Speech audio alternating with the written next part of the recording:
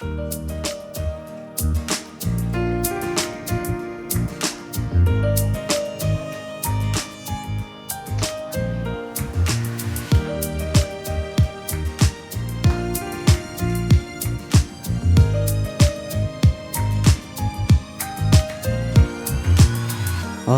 khâu diễn mới lùng ninh bà địch thế ca gần thủy khâu các cái bay mát mới lùng khâu nắng ta lùng khâu lâu đi thâu trong lâu xa xua lâu mây là cho nắng xa bầm mây hay thâu cái khâu ruy cài hô găng mây là cho nắng xa bầm mây hay mấy gan khát na ruy sinh xa lụt sông lâu mà ghê lung lâu ho diên bị bùi nang ruy ho lung lâu ai ruy nang khâu sa bấm mây hay ho chu lâu ai ruy nang khâu thân bấm mây hay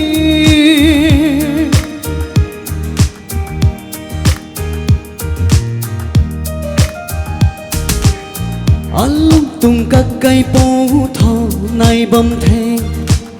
cả gan rì mặc khâu bài mây từ giàu là thơ gan bài mây gen bấm mây tây nắng khăng cả gần man khăng đi thay nắng rì ta diện mực xí ni ban hiệp đi giàu tặng thế cụt thì đi giàu tặng thế nắng ta nó khăng để tu ấy ra bùi đi sông suy lâu mấy khăng mang tung ta rì tay khâu hay ra bấm ta rì thô mây ra mấy hâu lâu ê thấy thâu ra mấy ba bầu dù nín bung thề lung lâu vô ba là lâu bấm riêu lung lâu xa vì lạt phiếu hô lung lâu ai ruy nâng khâu xa bấm mây hay hô chu lâu ai ruy nang khâu thân bấm mây hay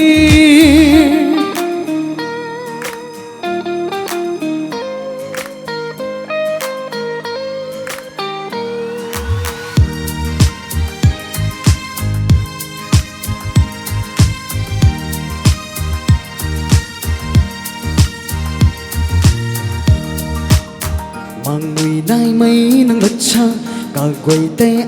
lung khâu hay rìm lâu cần thế nâng lật xa quay nâng ta lung khâu lâu đi lung lâu giết mi bùi nâng ruy lung lâu giết mi bùi nâng ruy hô lung lâu ai ruy nâng khâu xa bấm mây hay hô chu lâu ai ruy nâng khâu thân bấm mây hay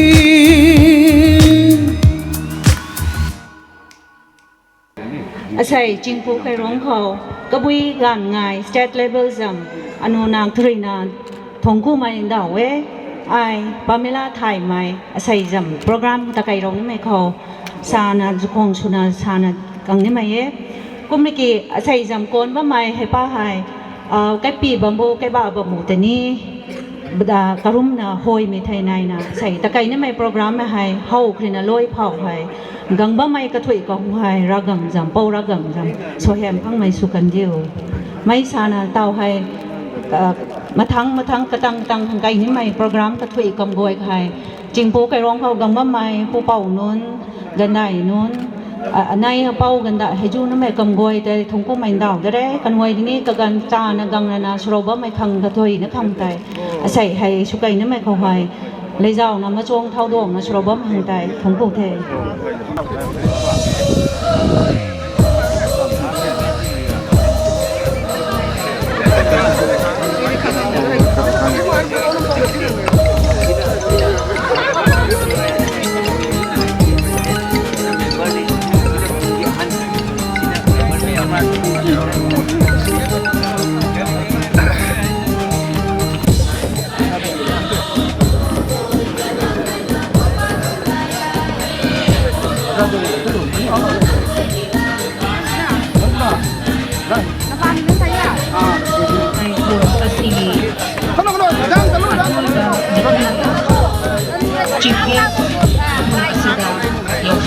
Yes,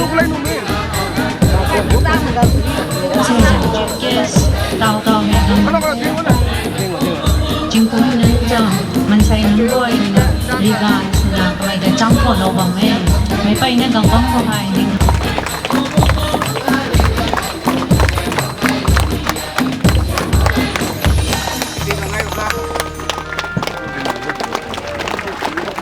Leng Sin BC Oja ke Hira Kabui Function President Oibina Nabagidama Dais Lengsin Binaba Ningsing Jari Ekoi gi thauram mapuna puna mapu ok na Nabagidama Pambak Takta Leptu na Ngaijari Koksin Jari Ngasi gi Chief Guest Ikai Khumna Jaraba Pau Thaunauzam Basant Kumar Singh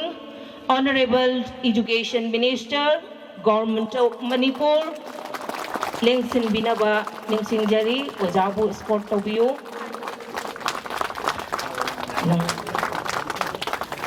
Mathangda Lengsin Binanaba Ningsing Jari Taramna Koksin Jari Special Guest of Honor Ikai Khumna Jaraba Pau W. Ibohal Singh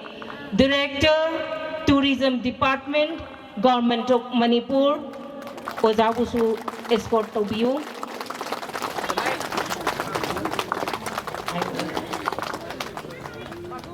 Special Guest of Honor na Lengsin Bikra Batungda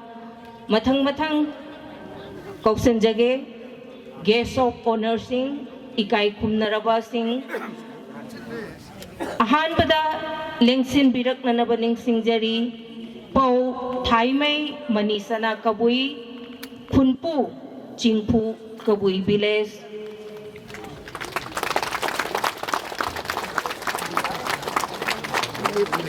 Ojagi Mathangda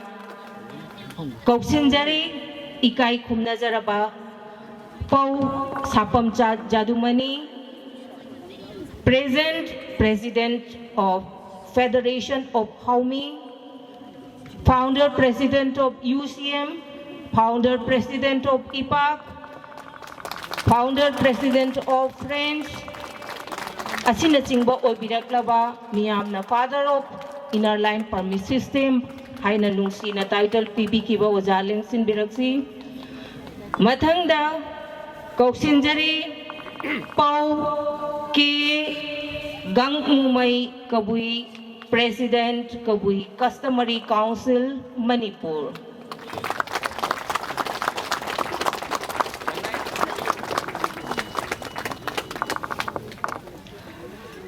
Mathang asi Koksin Jari Ikai Khumna Jaraba Pau YK Dhiren Singh President United Committee Manipur Dame. Mathangda Lengsin Birak Naba Koksin Jari Pau Fairoism Nando Ngakpigani Mathang asi Koksin Jari Pau Vice President IPSA Za Lengsin Birak Nai Mathangda Koksin Jari Aigi Inau Ibungo Ikai Khumna Jaraba Pau Maisnam Sivadatta Luang Member Secretary Lining Thau Sanamahi Temple Board Mathangda Lengsin Birakna Naba Koksin Jari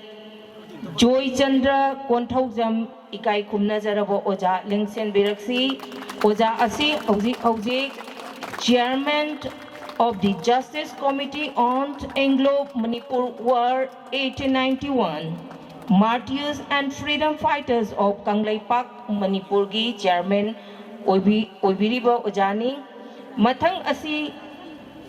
Koksin Jari Ketrimayum Somarendro, President IPAC, Inau asi lambida leire haina pau phangjare mathangda Koksin Jari Ikai Khumna Jaraba Pau Moirangthem Rakesh General Secretary Ipong Oja Lengsing Biraksi.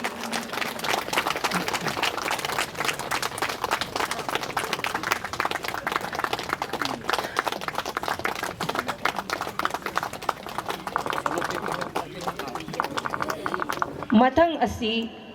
Kausanjari Ikai Khumnazaraba Pau Irom Lalit Kumar Singh, Senior Advocate, High Court of Manipur.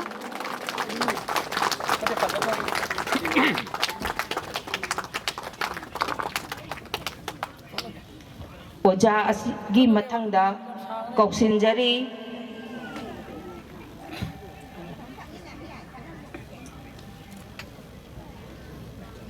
Ikai Khumnazaraba Pau Laichonbam Gopal,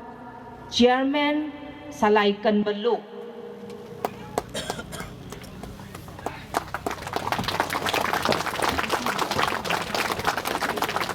Mathangda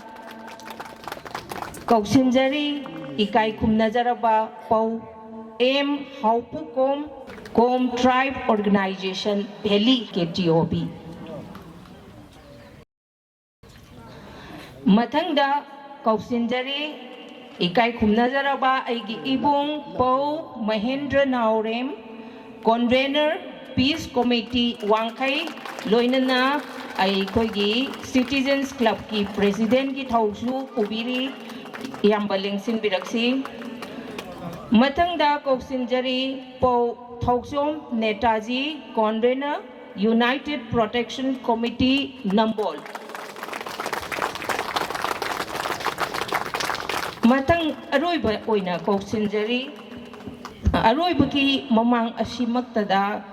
Nupilaktagi Atoibi Amatang Kausanjari Ikai Khumnazarabi Lu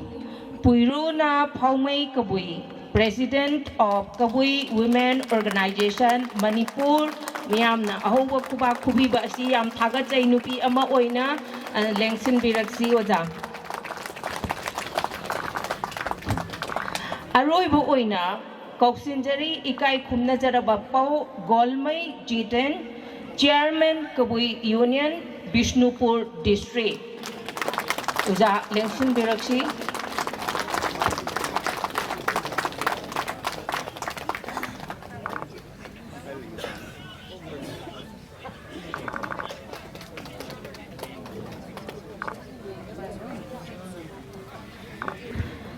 Ikai Khumnazaraba, Ikai Khumnarabi, Punamakna, Pambaki Lighting, Oibire, Taugal Taujariba, Pamela Thaimei, Amadi Doctor, Sanatamparas Kumari, Aikoi Anina Kurumjari, Aduga, Tanja Amatang Laujarakanda, Memorandum Ama, Honorable Education Minister da, Pishin Bagi, Tanja Adu, Kulapana Pibinanaba Tambira Masima Tambinaba Ningsingjari Memorandum Adu Daisa Kakat Piduna Kusin Nanaba Madam Pijari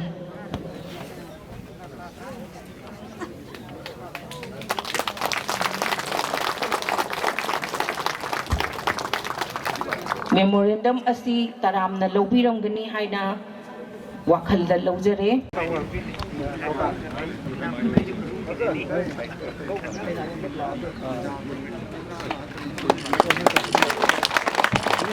Tirautan na ko hai katang da ko hintay ready suro po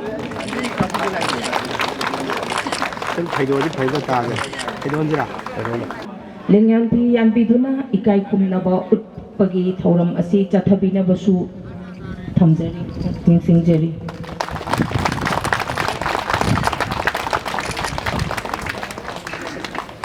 Tiro kan tai bai mai dungba mai dais ko sai jam guest of honor nong thang tai khakhachina tiro da ko tene katang da ko pau sapamcha jadumani president federation of haumi katang ko pau ke gamo mai kaboy president kaboy customary council manipur Mai ta tiro da kanitai katang ko YK Dhiren Singh,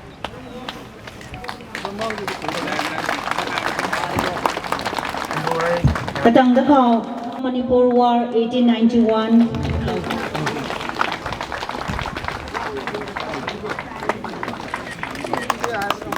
Bampa Baro Gai Phom, Thang Tina Bang Hawai, High Court of Manipur, Mai Katang Dakau Pau, Chapong Sumai, Lechon Bam Gopal, Mai Katang Dakau Pau, Mahendra Naurem, Convener, Peace Committee Wangkai, Katang Dakau Pau, Thok Chom Netaji, Convener, United Protection Committee Nambol, Chairman Kabui Union, Bishnupur District, Loi Mishuna, Lu Puiruna, Pau Mai Kabui President, 哎，那个，你定的，那个，Chapong Sumai Pau, KSI Sumendro, President Ipak,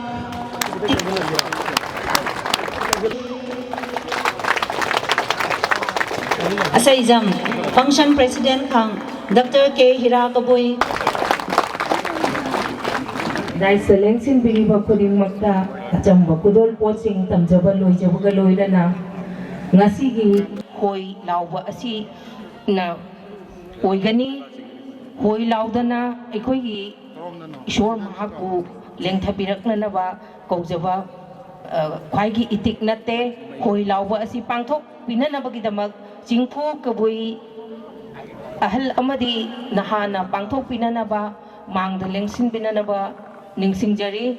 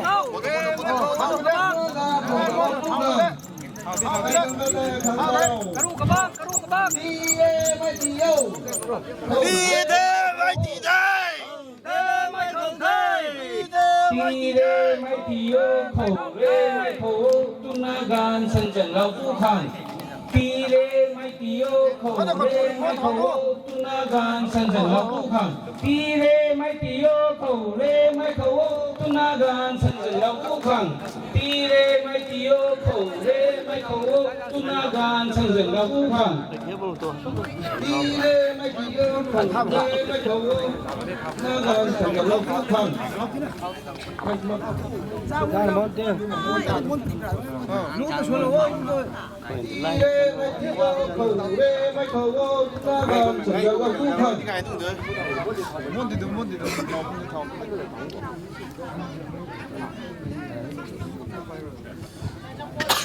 ดีเลยไม่กี่เยอะของเลยไม่เขานาการสังเสริญกับผู้พัง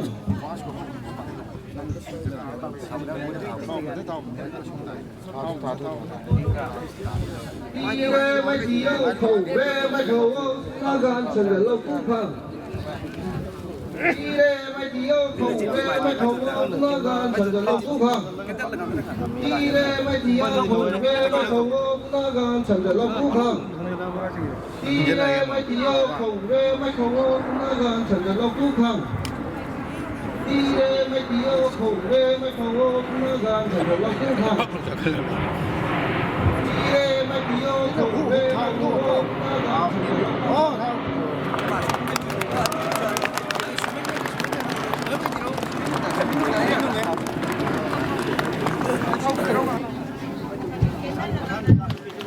Sing laba mera asi Chukat pina laba Vincent Devi lighting of lamp by chief guest of today's function.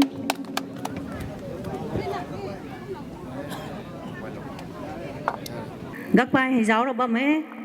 tao tao suna gak pai giáo rồi bấm ấy hay cái đầm gần su gần đại nón sa khong su mai pau nón lên là giáo rồi bấm ấy xây dầm gak pai giáo rồi bấm ấy hay chính phủ cái lông dầm gần đại nón khani customary các vị customary dầm gần đại nón cần hồi karuna gak pai giáo rồi bấm ấy tao tao suna gak pai giáo rồi bấm ấy hay cái đầm gần su gần đại nón sa khong su mai pau nón lên là giáo rồi bấm ấy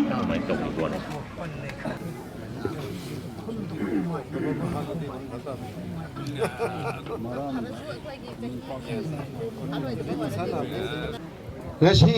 dinmiri ba ahalaman amadi dash ta phabiri ba matik char ba mingoina panjadraga chu kabui jati ki president amadi nambon kendra ki education minister ani musu ahan boy na ina thaga chari aduga aina thamjaning ba wafam na ngasi kabui yati ki 2025 sigi ok mapai sigi manam chida miyang ni mapang da thamjage ahan mada magi makok chawuddi khunjaw leishaw gadaba ama leire adudiki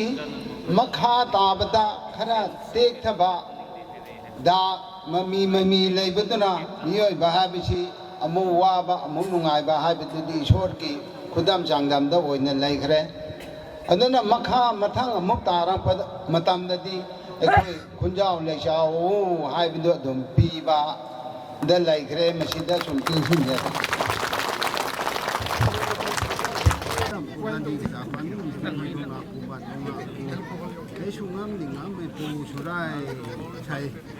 Ram chingpu ke rong ho kabui customary to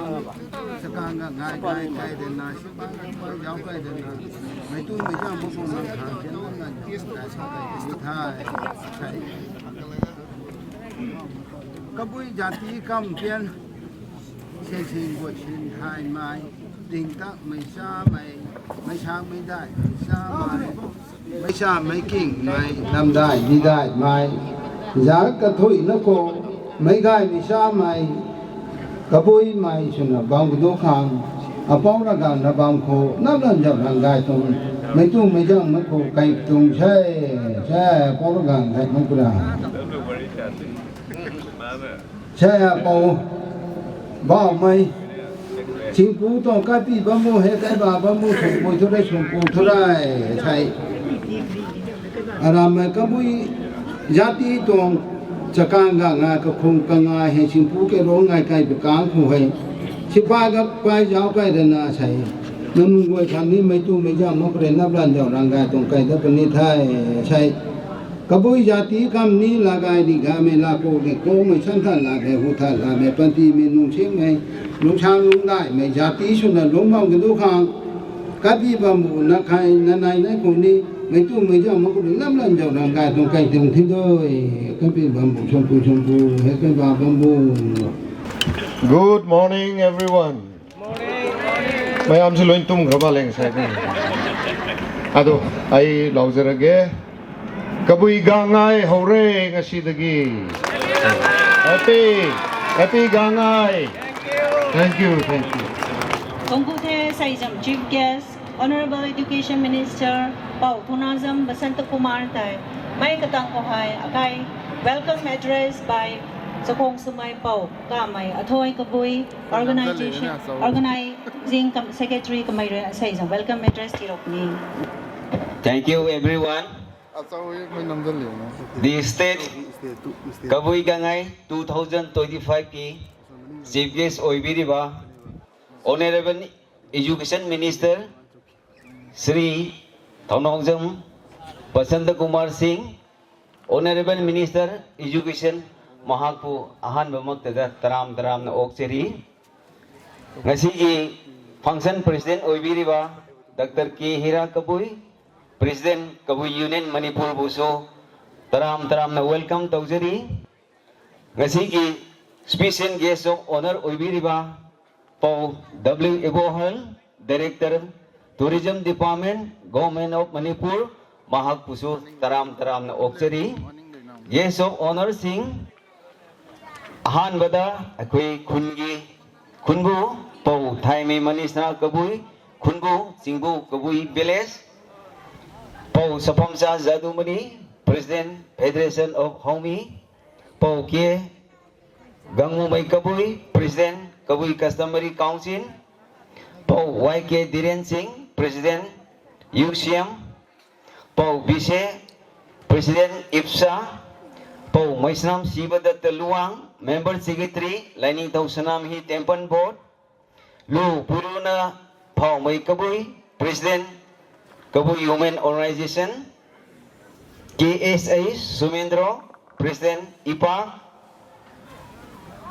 Irom Lalit Kumar Singh, Senior Advocate, High Court of Manipur, Pau Moirang Tim Rakesh, General Secretary IPOM, Laishon Bom Gopan, Chairman Salai Kanbalu, M. Haupu Kom, Kom Tribe Organization, Union Belly, Mahendra Naurian, Convener Peace Committee Wangkai, Toksom Nitaji, Convener United Committee Nambon, Pau Golmai Jiten, Chairman Kabu Union Bishipur District, Konthaujam Joy Chandra, Chairman Justice Committee on Inglo Manipur War 1891 Martyr and Freedom Fighter of Kanglaipak Manipur, Makoi Busu Taram na Okseri, Adua Kun Kundagi Lakpiriba, Kumbu Kulakpasing, Ahalaman, Imai Iben, Eastern Ise, Mediagi Ise Nausing, Amasung, Lakpiriba Puna Makpu, Gangai Celebration Committee Gi Taraptagi, Taram na Oksa Bagaloina na Amukahanna, Tagasari. Thank you. Kongkute Saijam Secretary Pau Kamai Thoi Kabui Tai, Katanga Kohai, Keynote Address Kang, Sakong Sumai, Pau Lanbon, Kabui Vice President Kamay Tai, Palong Nakaganla, Kang Tai Tithai Bame. An Bada Jingpu Kabui Kungi, Kuntak Kungari, Bambu, Nurukcheri, Matanga, Chief Guest, Nasi Yai Parba, Gangai Numita, Chief Guest Kim, Pumpam the Linkshin Biriba, Pau, Thonojam Basanta Kumar Singh, Honorable Education Minister, Government of Manipur, Taram na Okcheri, Tagacheri, Matanga, Special Guest of Honor Paul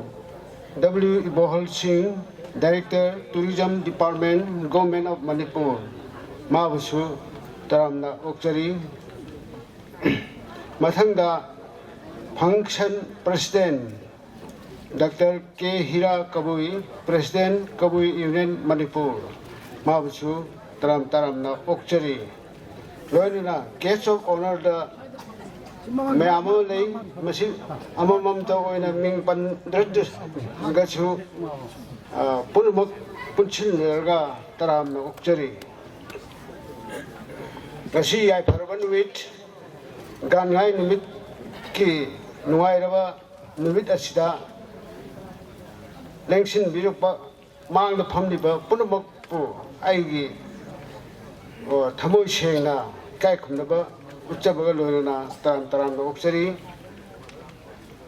ngasi kabui miam gi oiba gan ngai ipa ipu singna hek niu na pogok kodegi hauna gan ngai kumai asi tawduna lai aduna gan ngai kumai asi kana gumba amatagi natte kabui haba Furup Asigi Aduna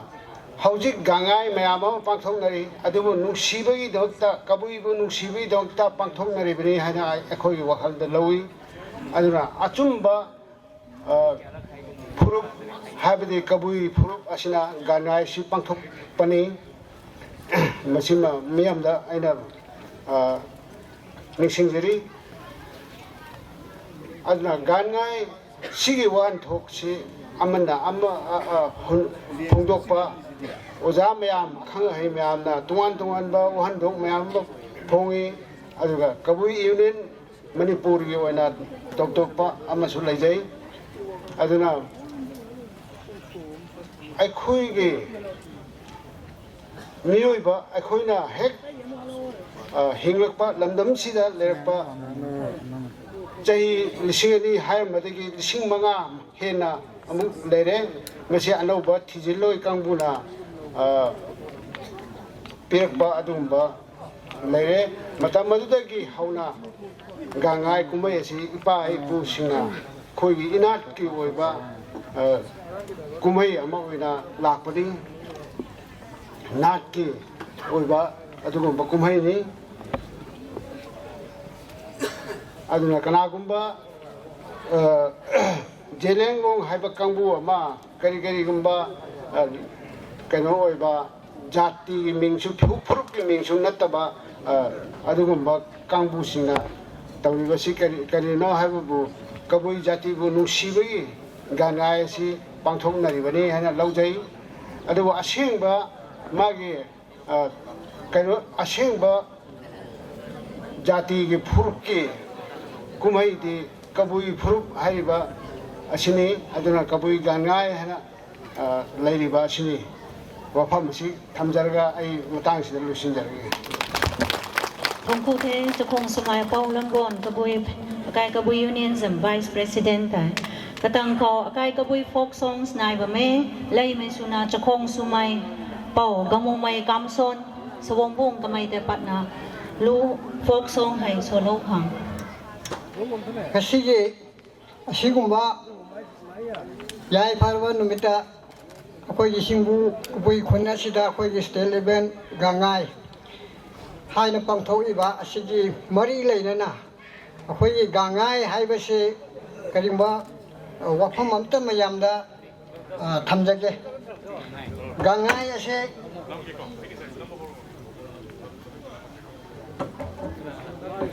Karimaramgi Gangai Haidana Akoina Kumaya Sipang to Ibano Habishi Matanga Samdapa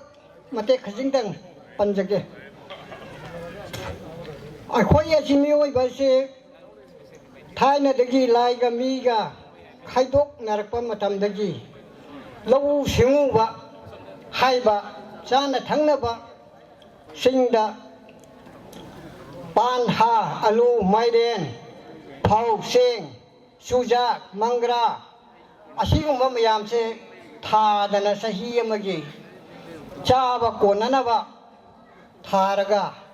มาตุกิโลเอสยีมากินันบานะฮับจิลลกะมากิไกดะโกตะฮับปะกะนานไว้ค่อยนะจิงยินดะตุมิดกางมรักตะทิพากักให้มรักตะชูนมนันชลูบะอดุกุมดโนมดีอคอยชูวาดงงักไลบิยาเดนะโนมดีนุงไงนะฮาวบะอิช่างมาชูซาตนะนุงไงไปใหญ่ให้ไปกี่วักขลวนน้ำมาชูไหลอดุนะมาชิกีซาบะทักบะเซอิชัมจำนาซาเดอาศัยกุมบะชิดาอคอยอยู่โอกอามาฮัลลกะอิชอร์กิมิงดาลากังกิมิงดาอคอยนโอกเซสักปานอยู่ปานทารกะโอกเซหัดกันนี่สักปานอยู่ปานทารกะโอกฮัลลักบะมาตำดาคอยสบายเย็นว่าให้บิสิมาตวีอดุนะคอยจีลงสิงชวรกันมาตำดาคอยจียุ่งเดลากันดาคอยจีอิชัยช่างในเชมบุงพูรกะอิชัยใช้เผาโกวกี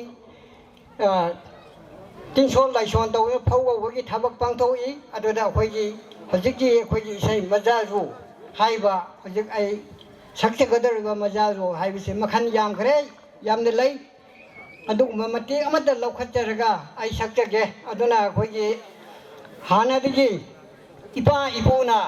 เราสิงโลอากาคดีกุมลันอามาเกาบมาดำดาให้บ่อิชัยเชมาขันมาเทียนเสสมใส่มาตุกี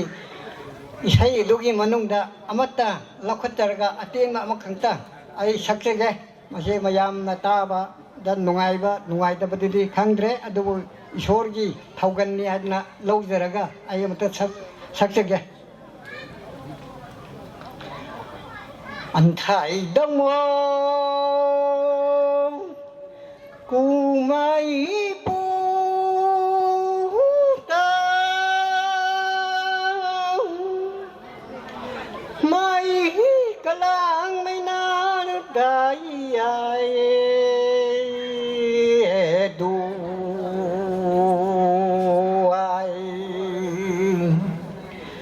อันเต้ามูอันเต้า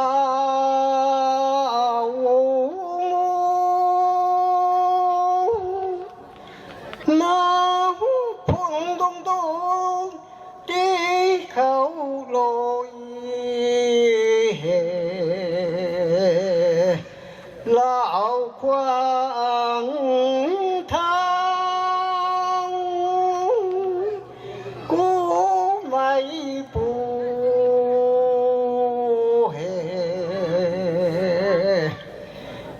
tình gì nhìn cái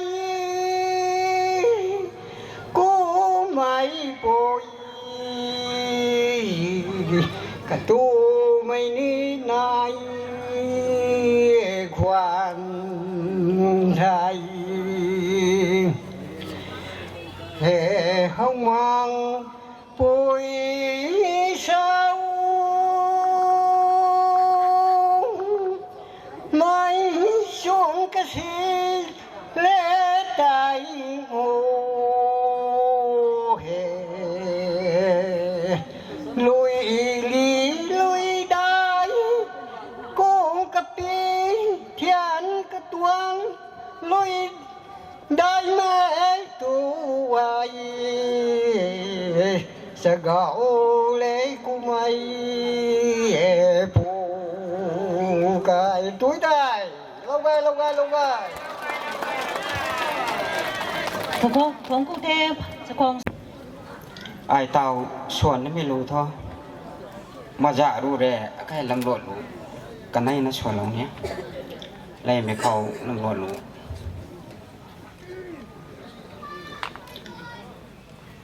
อันใส่ในตูนาตาละเลียนเราดูนาตาเลสุนสีนาเราบัง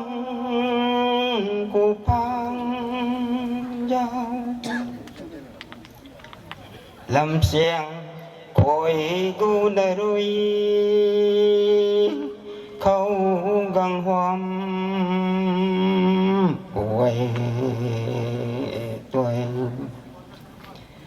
เฮลำเสียงคอยกูนรุยเดินปูกีอันไหนติงสังคำชูนิมวยเทตัว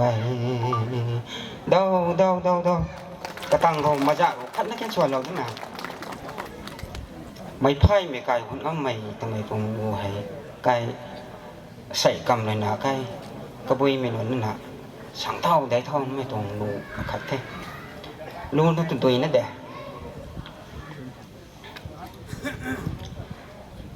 ไม่ไพ่ไม่ไก่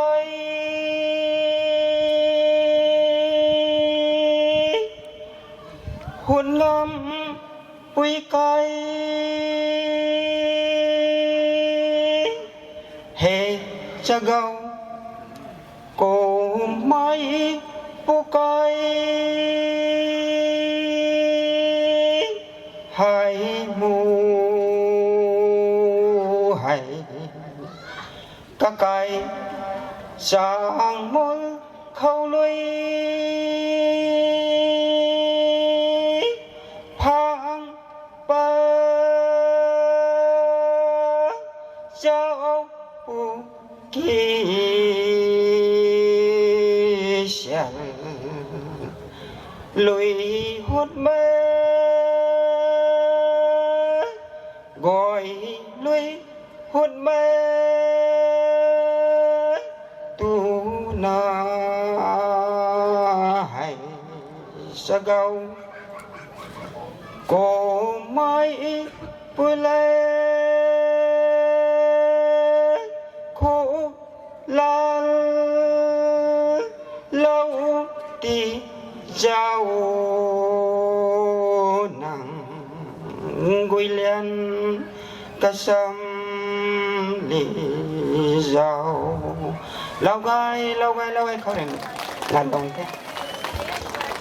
trong khu thế bầu cho con sum mai ngăn thao phụ tài tao cái tăng bầu hai chính bố mày cho con sum mai bầu thay mày mình na cái bụi tài cái gần là rau hàng thì thay bằng vôi ก็คงก็ง่ายไม่คุยอาชัยดูก็ไม่ก็ปุยจาตีนุ่งก็ดีนะกังด้วยเราดนะก็ปูก็เป่าจับก็เฮก็ดำทายนี้แต่นะกันชูกันได้นุ่งก็ดีนะชาเรานี่ไม่ละบังกุไตนู่เรานี่นะกังบ้าไม่นุ่งก็ไตไอ้ตัวโหลงก็ดงบ้าไม่ไตนุ่งก็ไตนะท้องกูนี่ได้กูบ้าไม่ตัวถ่ายตัวบ้าไม่ดีได้ถ่ายมั่งไม่ขอกุ้มชาลงนี่ได้ท่ากุ้มน่ะอารีน่ะไล่ไม่ขอชาลงนี่ไม่ท้ออาศัยก็บุยตวงชะกางก็ง่ายคุยตายแบบหลานชายตาไม่ง่ายเดินเจ้าตัวไม่เกี่ยนชาบำหนุ่ยตะกี้ท้ออาเกี่ยนตาตาเดินชาได้ปนี้กระนั้นตัวบุยเจ้าตะกี้อาศัยกังบ้าไม่นุ่งก็ใหญ่ท่าชามนู่นนี่ไม่ลัดแต่เดี๋ยวอาชานี่ไม่ต้องให้ก็ไม่ละบางกันใจชาขังเงี้ยกุ้มลาตนะไม่ตั้งกุใจไอ้ดูยุดน้ำไม่ลำโลลูขันน่ะชัวร์ลปนี้กุ้มน่ะไม่ตรงลำโลลูตรงกบ้าติเกดูยุดน่ะกุ้มฮัลโหลดับนี้ไม่แต่หนูร้องห้องไม่ไงไม่นุกวนเชียงท่านเราไงท้อกุ้มน่ะอาชัยถ้ากุ้มไม่เอาเป้าดิเกชากันเต้มันใช่นั่นนะลาเรดัมเบลเรารับคนน่ะลุงน่ะกังไปกันคุยมาใช่นั่นนะสาบไม่ให้ตู้ไม่ขาดกาไม่ขาดลุงก็รู้ที่คนมาใช่นั่นนะสาบตุ้มแต่ชาไม่ตู้ไม่ไงไม่ถ่ายงานเด้ให้ก็ไม่กันก็แต่ใช่กันเที่ยงไม่ตนะกันเที่ยงไปกันคุยก็บุยไม่ชาเปลี่ยนก็ต้องจานในทมกู้ไปกันก็ตายเป็นบำไล่ไม่ชาไม่ให้ช่วยให้คุ้มได้นะจามปุงกูปนัยใจน่าจงกายไม่แต่น่ะน่าจันเต กันสู้กันท่ายตัวนี้ทั่วโลกน่ะยงกายไม่แต่กายไกลได้ก็แต่ให้ไม่ต่างดูกันตัวนี้นะด้วยคุณละมันแต่นะอาศัยหน้าตัวนินทาแต่ชาวตะบิกังโอปุ่นป่าปุ่นโจรแล้วมาขังแต่นะให้ก็ไม่กระดำแต่ดำกันเดะเขาก็เลยนะหน้าเลยนะกวนท้ายปั๊บไปกันคนนี้ราคาปุ่งหุ่นไม่แต่นะเกี่ยนชรอกได้เดะให้ก็ไม่แต่ตัวปุ่นยังปุ่นมาขังพ่มผ้าคอยตัวอาคาชุบงคนชนิดตัวไม่แต่ให้ก็ไม่แต่อากาศจับเลี้ยคุยตายนะไปนั่นนายนะให้ก็ไม่เห็นไก่ถ้วยตาหุยเชิญชูมาแค่อาศัยอากาศเก่งกบุยไม่เห็นแต่นะทุกชาวบ้านกี่ไม่รุ่นทุนไล่รวยมาตรงนั้นมาแค่ไล่รวยเท่านั้นกบุยชุนน่ะฮาวบ่ไม่ได้ก็ตัวไอ้ไปนั่นชานี่มาตรงนี้ดิเกกังวลที่นั่นชากันแต่ที่อาชีพชาวบ้านไม่เห็นเท่ากับตัวเรื่องกันตัวนั่นไว้ท้ายนะอันนี้ท้ายให้ไม่ขัดเตะให้กุมนะกันอุกอดีนะห้ามมั่งไม่กระเฮกระดำพงกังเลยนะดาวกระจุงกระจากายไม่คิสเตนุ่งก็ได้กายมันนั่นละนั่นชุ่มไม่ล้วนแต่ดาวถาบ่มีนุ่งก็แค่แต่บุยขังกระตัวกระที่ขังที่เท่านั้นกายทุกชั่วโมงไม่นานเท่านั้นให้กุมไม่ตันหน้าไม่แต่กังไม่กังก็ใช่ปุ๊บไปเฮกดำก็ตัวหน้าแต่ช่างได้ปนัดไม่พาปั๊บไปกันผู้ใดเอ๊ะเท่าโจ้เท่าหน้าโจ้ไม่ปูให้ไม่น่าให้เท่ากายดิ่งนี้ในชาไม่กันก็ได้สเกมุนเดนดันมองคนนั้นเขาตัวนี้นะกระตังไก่ก็ผู้ให้ที่ผู้ชุดบ่ติเกราคากระเทียนก็มีให้นะมีได้กันนี้ได้มุนได้แต่นะตัวนาการยังปันตีเผาตวงจังล้วนแต่ผมตาเรากันเนี่ยผู้บอกตัวติเกอาศัยตักอาศัยครั้งนั้นทุกให้ก็ไม่แต่มากกว่านะอาศัยหลักชุมมาแค่ก็นะไม่กันกว่านะแล้วบางคนตัวไอ้ตาเราคนแท้ก็นะลำโลดรู้แต่โชว์เราคนนี้แท้ตามโชว์นี่ไม่ให้กันถ้วยรู้แต่ละกาวลำโลดรู้ก็ตัวไปนักกายดิเกกันถ้วยรู้ชาไม่ให้ตามีกุศลแต่ใช้เขาใช้ชาไม่แต่ให้คนน่ะโชว์เราคนนี้แท้กายกังเขา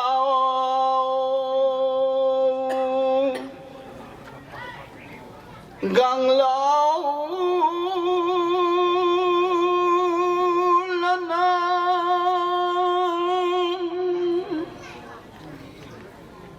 จาลุยมุล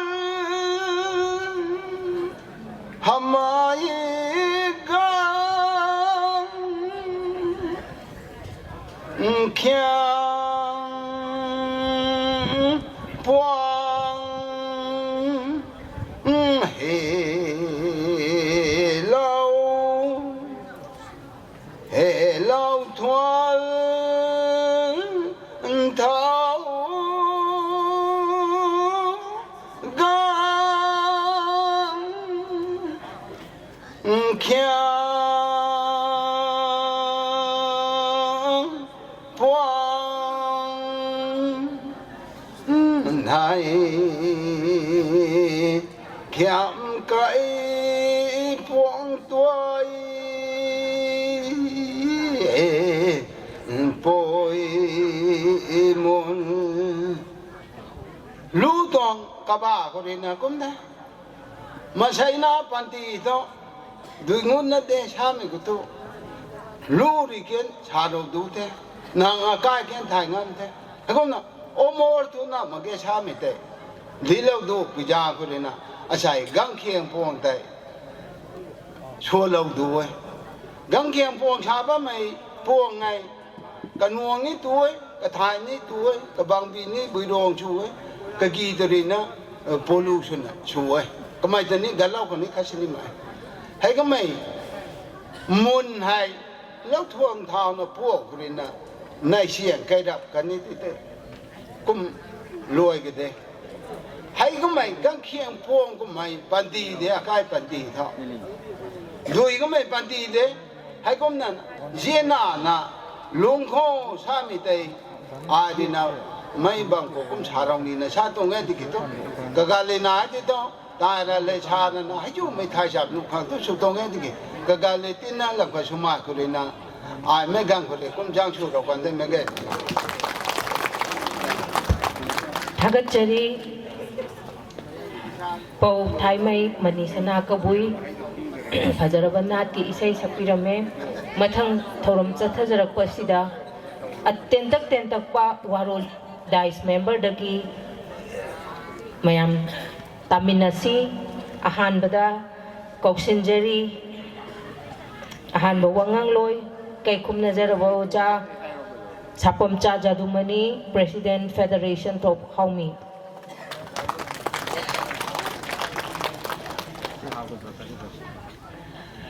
Kabui Union Manipur na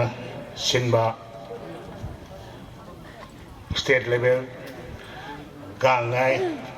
thorum chida dais na phambiri ba nasigi thorum mapu ina phambiri ba oja Dr. Hira Kabui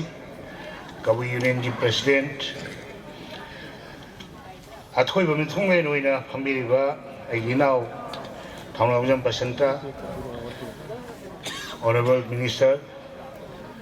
Education Minister, Government of Manipur,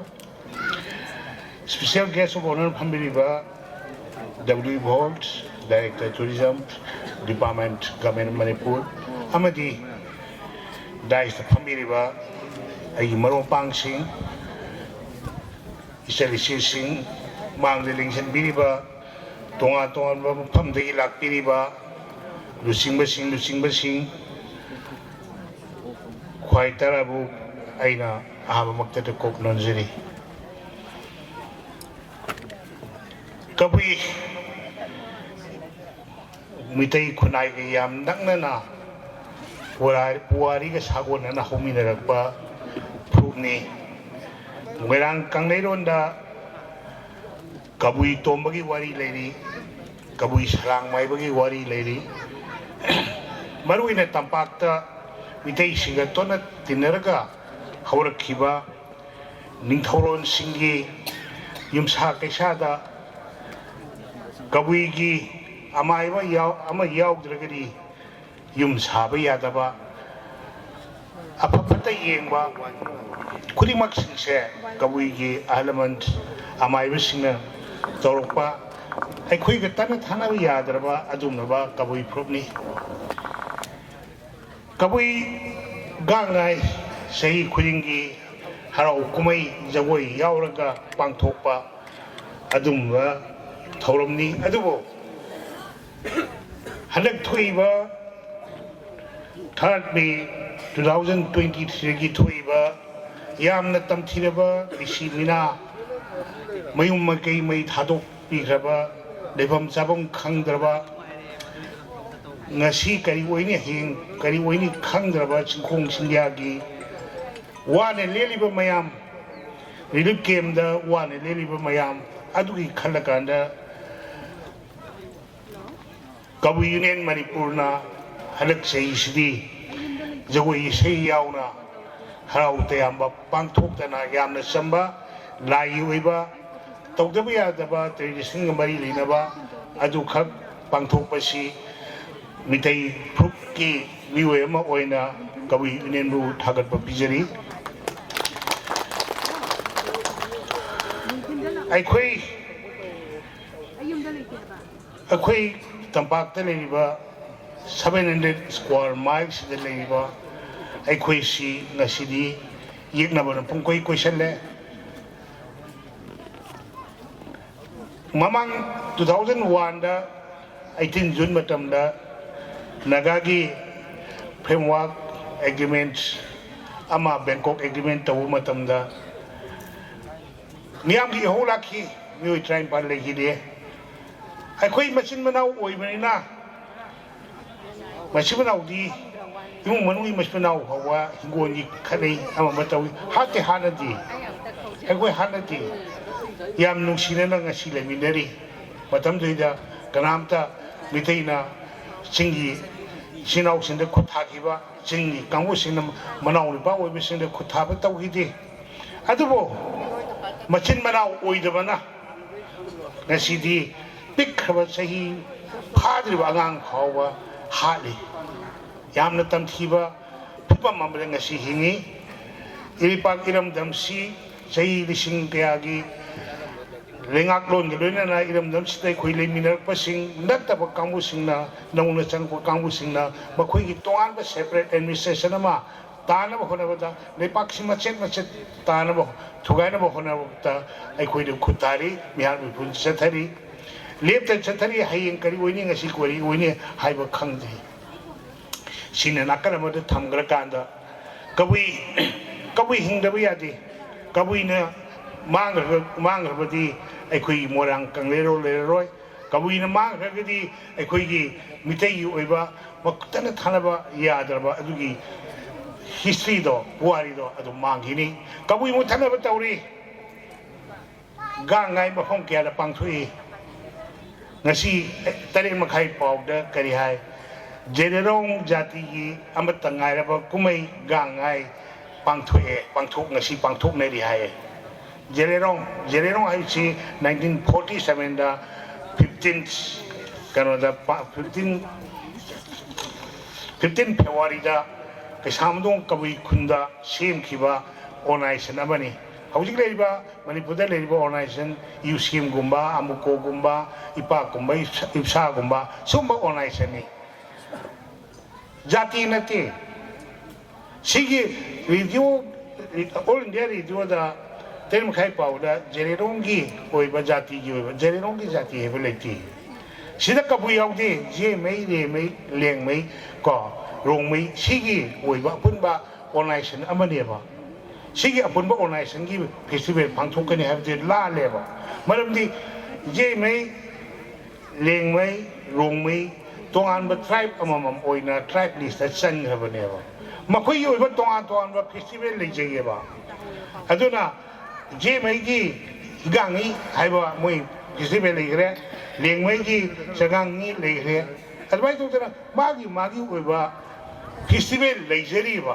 adu to khau kharkanda kabui gi amata ngai ba ga ngai si jenerong haidan su pangthui tonga mo phamda maming law ko pangthui ba aina thamjani di Christian charaba kangbu singi Christmas le Hindu charaba singi kang singba adegi khoi julon Krishna jama thorani jama mayama le Mitei hi ngarang imoinu tau he nyung sakok wale chera wale ma sana ningjari ben lai do adu na mai jati yoina pangthok pi oba Christian charabo kangbu singdona kabui gang ngai sing loksel lakanda amu kabui de gang ngai munna ba khona ba aba khak lai se machini tawai de sona yaroi sini ajuna aina aro ebre thamjini di kabui union kuini hingbo biyo kabui hingdabi ade kabui numut khagadi midai khunai sumut kani iri pa dam punna kanmene si hai bo famji thamjaraga punno bo thakase thank you thakachari senior laktagi akopsan jage kai khumna jaraba irom Lalit Kumar Singh, Senior Advocate, High Court of Manipur. Ham Maktada, Mayam Purmakul and Damsibu, Sembi Savirapa, the Creator Almighty, the Kuram Jabagaloina, Nasigi,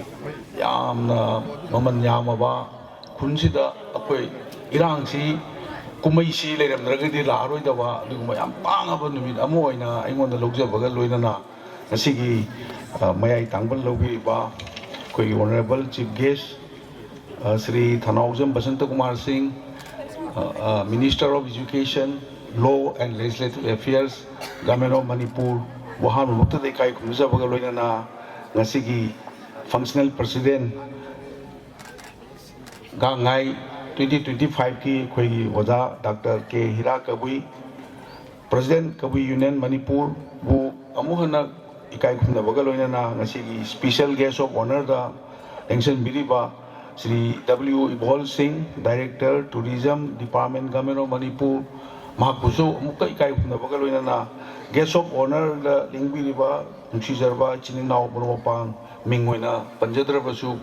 Punamoku, and the Kai Nabucha Bagaloina, Mang the Linkin Biriba, Mamanyamaba, Nasigi, Function Sibu, Mai Pak the Bayadi, Quick Puna Himina the Bayadi, Quick Customs, Hung the Bayadi, Quick Customs, Polotal the Bayadi. Home Panam Legasu, AD have a do Soidana Koi, Wasak Minani, a Koi Amato in Himinari, Hybertuki Uchariba, Mamanyama Lamdam Siki Praza, Impal, the Giling Birapa, the Manipurium, Pomate, the Limbirapa, Mayamusu, and Hanan Nekakum Uchari. Aduna, Tudona Yam Kana Ning Island, Baton Fanga Lake Birapasing, Baton Jita Yam Pazana. Iraga yawi Synosis of state level Kawi Gangai to 2025 ki matang se ado ngasi aina organizing committee da hijaining wadi mathang da suk phajagarba sigi Synosis se mathang aikoi gi maitai mayekta Bengali mayekta English na amuk aikoi gi Manipuri gi oishnu Kawi gi oishnu mayam na kamal pabya ba dalem da tobiragadi Gangai Karino, Karmai Horai, Quick Kabui Jati, Sikarmai Tona, Manipura, Quimiam Smiley Habido, Amuke Hena, Lariki Selva, Samoina, Mado, Ningsing the Nale Horagani, Maduma suggestion, Togzeri. Ado I get you to Dona, hiding I legate, I give a rope, Wazazaduna, Yam Mayak saying the high gray, I Koigi, Kabui Sikanano, Aduga. Kawi Sidagi Karmai Tona, Romai, Zengmai, Lengmai, Inpui, Mayama Kamai Toino, Pambigre, Jelerung Haidana Haidise, Masigi, Matang, Aina Yadava, Jelerung Hiba, Karimba recognized over Jati Amata, community Amatangasi Power Manipur, Latri, Imron Nariba Assam, Nagaland the Power Latri, Aduga, Punamakse, Manipur Naninka. Tamdringai Lairamba historical record Mayama Puna Yamina the Vayade Aduna Asukimati Kabuisi Ekoigi record Todringaida Tiasta Mayamna irregulating Koi Maitega Kam Nana Levinar Harido Sigin Nungsi Harvalam Damsi Urakan the Tamoy the Nungsiba Power Oh Moisia Quiga Maitega Tana Tanava Yadaki Smite on a Leshamadi Lake when he goes a Kun Sida Leva Hingbiba Ichino Mayam, Sadano Mayam, not Queen symbolic way. Aduga Loina, Kari Marangida Magda, watching Tagi,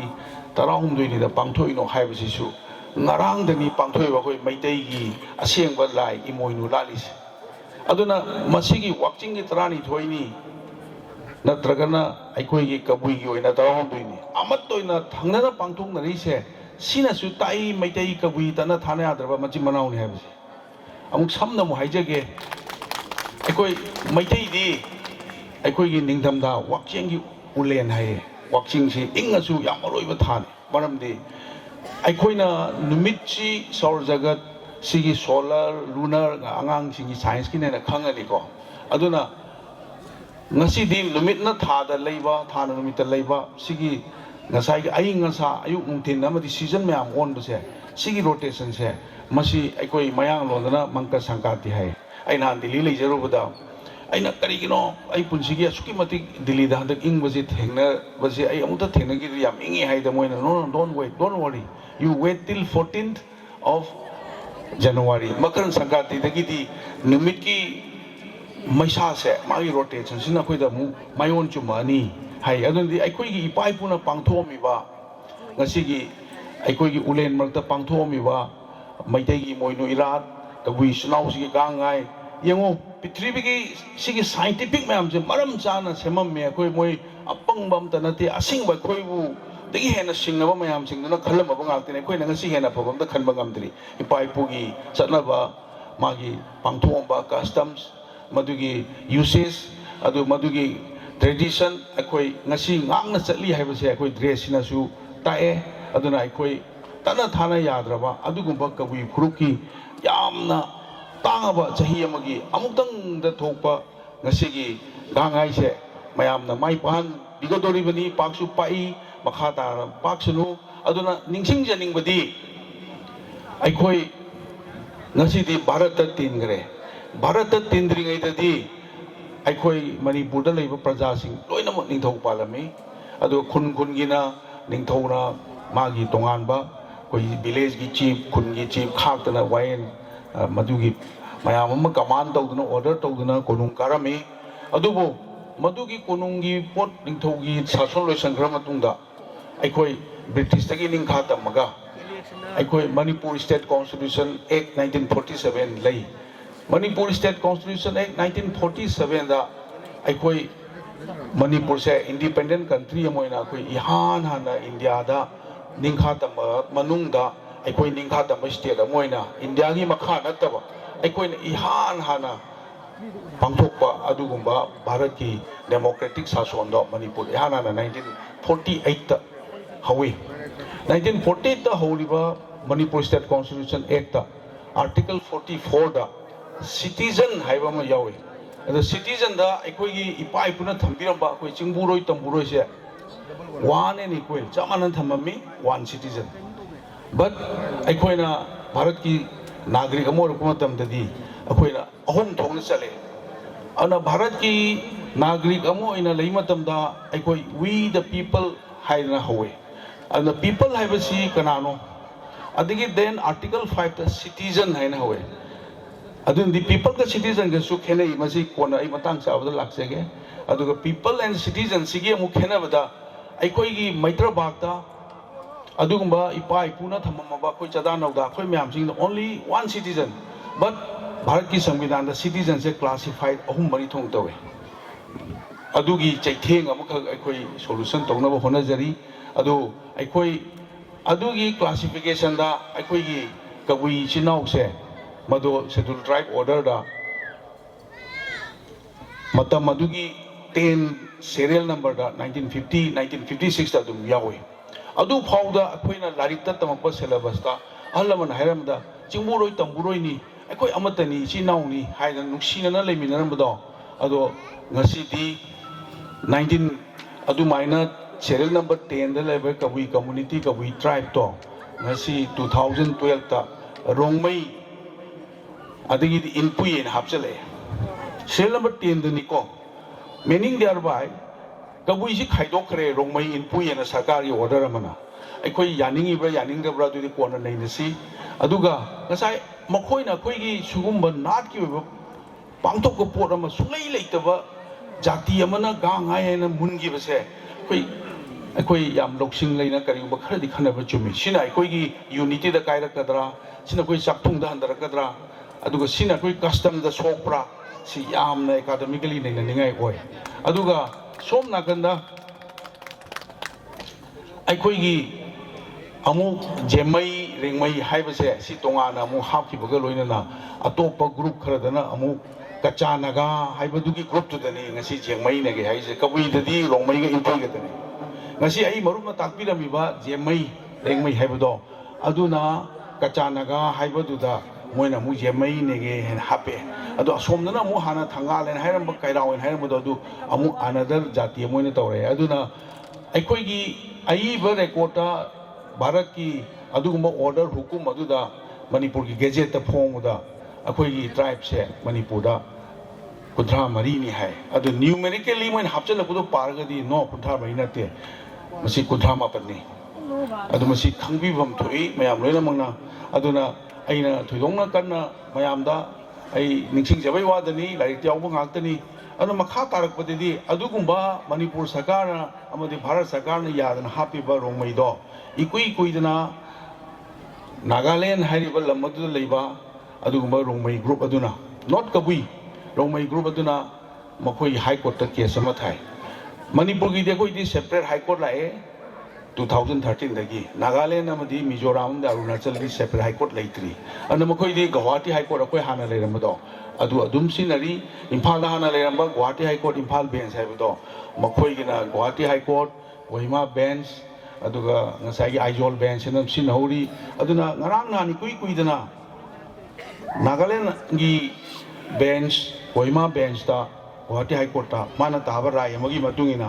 अदुगुंबा अखोइनदि सिदा खोइ रोंमैने न सरकार हाइरिबा खोइनसु नुंग पोमनरिबा अदो recognise तौदे कोना कखरे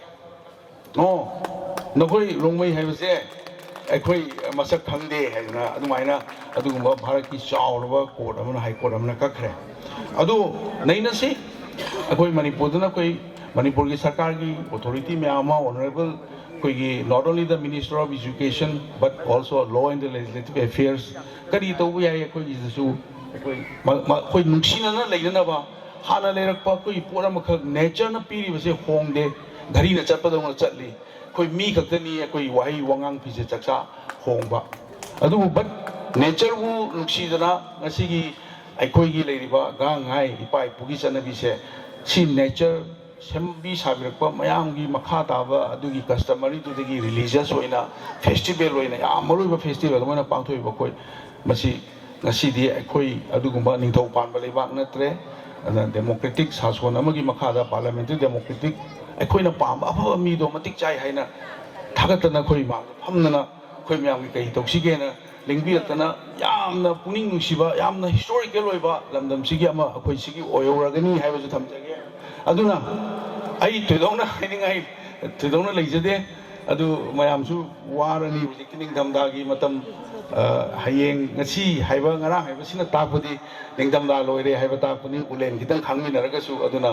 सिगी नुसा हाइगलपगा लोइना अयुक नुथिन सांगदोगलेना हेना थबक तौबु यानबा 24 hours से खरा हेना सांगदोगबु यानबा Koyna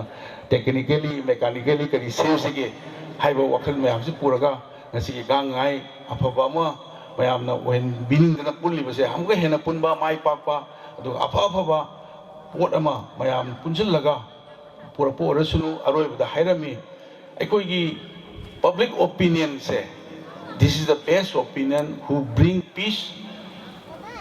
everything control and sound health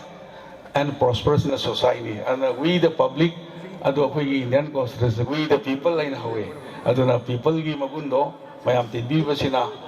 loina amato ina khoi chi naw ne ningsing baga loina afaba ma proportion ga ngaina adu si hairaga festival se mapung phaba loresunu soengam yaudam si lai chenjari Thagachari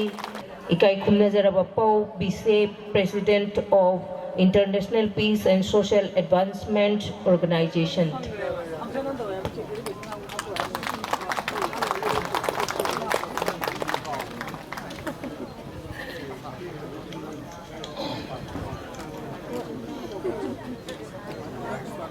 Ngasi Kawiyunan Manipur na sinbiriba Gangai State Level Celebration asigi Thambaki Lighting oy biriba pumna makpu ay amamam toina min panjadana hanba maktada thenjilakuna maram oiduna taram na wokchari aduga loinana lamdam sigi akoibadagi lengbirakliba civil society organization gi miusing amadi indigenous people pumna makpu su ay ahanba maktada ikai khumna ba ucheri ngasigi yamna maru oiba indigenous community gi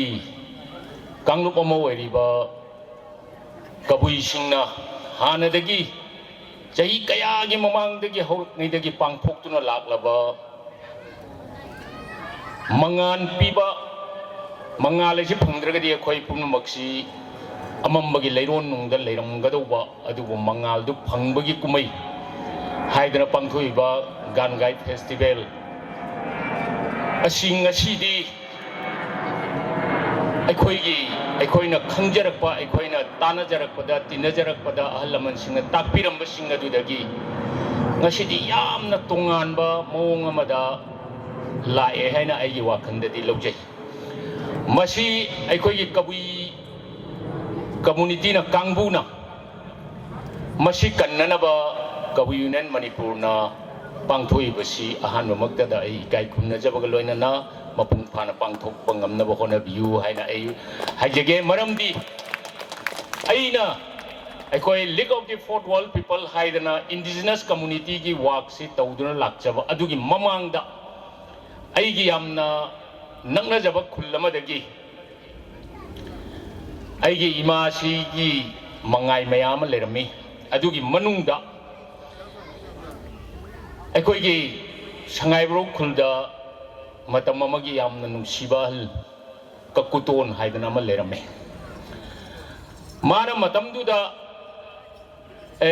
ai khaktana haibasi taganu nang community singi culture gi matang je khombada nang mapung phana bagi damakta hauji hauji ai koi custom gi oina oja kamson gi manakta chatlu haidana ai amuk chacharure adugi matungda mo history gi oiba oja gangumai tanajare adugi matam duda moina hairambase yam nungai tabo ngasi ekoina pangthoi ba state level gang gai haiba potse matam duda ipaka kutona hairambase aikoi soidana mutnabagi machak ni hairam masi tawada aikoina thingoudragadi aikoi mutkani hai man aina kari no ipa se de na haiga tandu aikoi gi chanabi si aikoi isana mapung phana khangdriba jingsida miyamda aikoina masi sandok kadoi ni haibase masina maram moiduna hayeng stage level orga mangrani hai man akoi nui mangani pangthom base masin nongma khatang da koi sukchal la kan da state level gi ne na koi pangthokre akoi gi hana leramba nung langbagi chanabi maiba chingbagi chanabi adagi akoi gi maithang longnabagi chanabi haiba mayam ka se sum tapna sum kaw khragani hai aduna aikoina tawgadawdi aikoi gi khun kulsing asi da challaga aikoi mathangi chahi lakringai sida aikoi mase aikoi mathangi da sisi tauchi haidana hena chawkhat na ba honagadawni haidana mana hairam ai madu matamdu da ai kaya yaningude adubu ngasidi hauji goi rei ba phibam se aikoi miteina matamdu da aikoi mapan gi lakpa culture si yam phajai yam nungsi haidana aikoi loksalu matamda convert to koi totally convert to thokidna ngasi di aikoi gi obi masak sungpang phungakta dna ngasi nation ki ten about the world aikoi gi enone haidna ngasi lai sini aikoi laira oji mangori sini sumaina lakhi base made du da aikoi di convert to thokpa matam du da ngasi kabui gi di phabra phatabra aikoi kharadang orsu reserve ta hora kandoi du da ngasi aikoi gi se luhong da kari set kani sibada kari set kani adudagi akoi thoramdana kari setkani haibase phangi akoi mitai gi totally convert thokidna ngasi angau ba ani kha phangadi yara angau bo juju mot pa phajaba thi bagi wanate angau bo phi ani ka phangadi asi bai chu chatpa yai ahing bai chu chatpa yai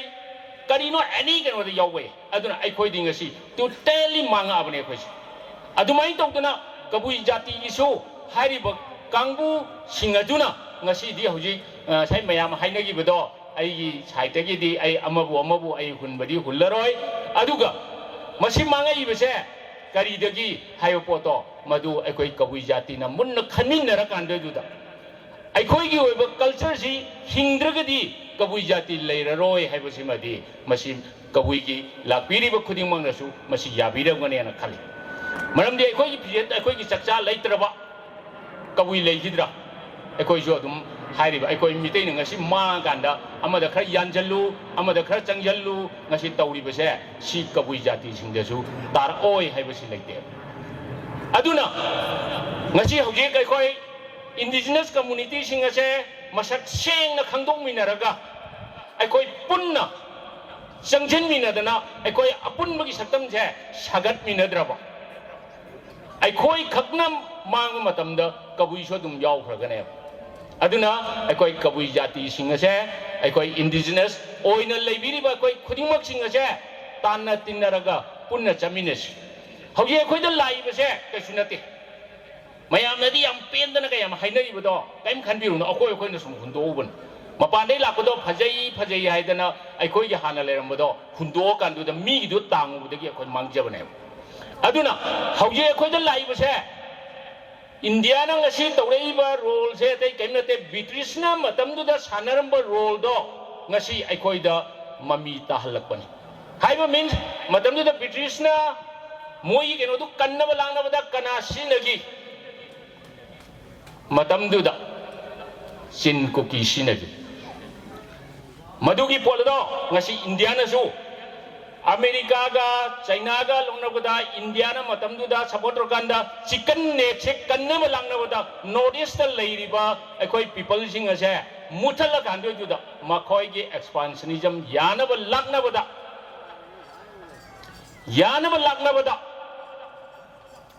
हाइरिब कांगबू सिंग अदो मपानदगी लापन नाको terrorist सिंग अदो सिजिननरकांदुदा अखोई ब्रह्मा का चलिब लंबी असी कन्नब लांगनबदा मखोइदु तौगनी सोइदना अखोइबु नुसिब नते सोइदना पिथोक्सिनी मसे अखोइगी पुवारीदा कालीना सोइदना तैरगा लेहोगदो पोन हौजे अखोइगी लेंगा करी तौरी येंगियो आई लेंगा ता चैरुबगी नतब मखोइ मटिंग मथौना खजितंग याहोनी मरमदी हौजिकसे ओइरेबे फिल्मसे आर्मी की केम त मी मांखलाबनी वाइबा गिया मतमजिदा अखोइ लेंगा करिगुम बीमता हुइसो हाइदे सिगुम लापो मतमजे सिदा अखोइगी थमोइदा पेंदब कया अमा लैयबा अदुना आई टेंशन जरगे अदुना मतुंगदा गानगाई सेलिब्रेशन पांथोइबा खुदिंगमक सिंगसे कबु यूनियन मणिपुरना खुन खुंदा खरा हेना मपुंग पाना पांथोहलकांदुदा अखोई हानगी ट्रेडिशन से निंगसिंग बगै रोइनना गानगाई celebration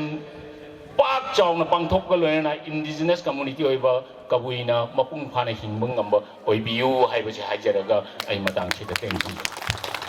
Hongkowe Uksazam President Pau Chukong Sumai Biseta YK Dhiren Singh President of UCM Kamai Dai Kaganla Khang Thithai Robame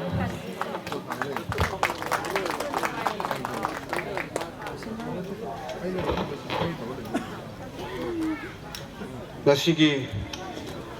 state level Kabui Gangai celebration 2025 asigi sumlaba yamna maru airaba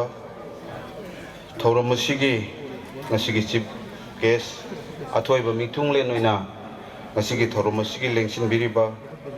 ikai khumnazaraba Bingoina Panjarabada Sri Thaunaujam Basant Kumar Singh,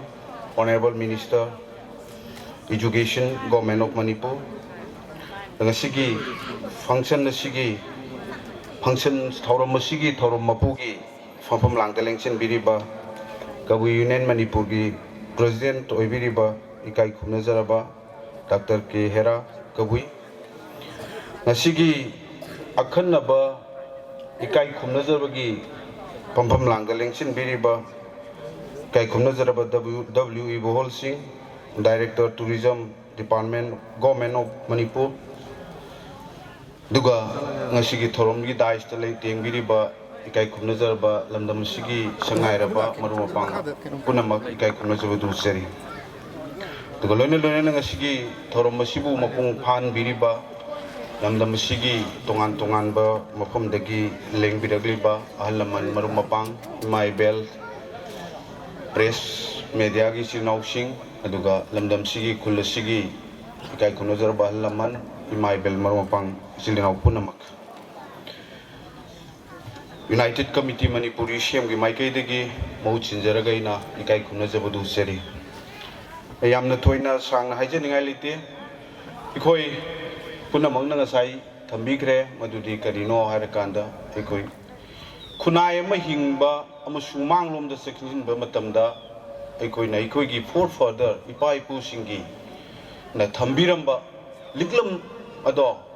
Ngang na salaba khaktada ikoi kunai do manglom da chingchin bangam gani habise United Committee Manipur na thajaban maramaduna kabui sininaw singna sigumlaba ipai pu singa dugi na thamamba adumlaba channa lonchat lining laishon अदुबु ngakna ngasi gangai na dumlaba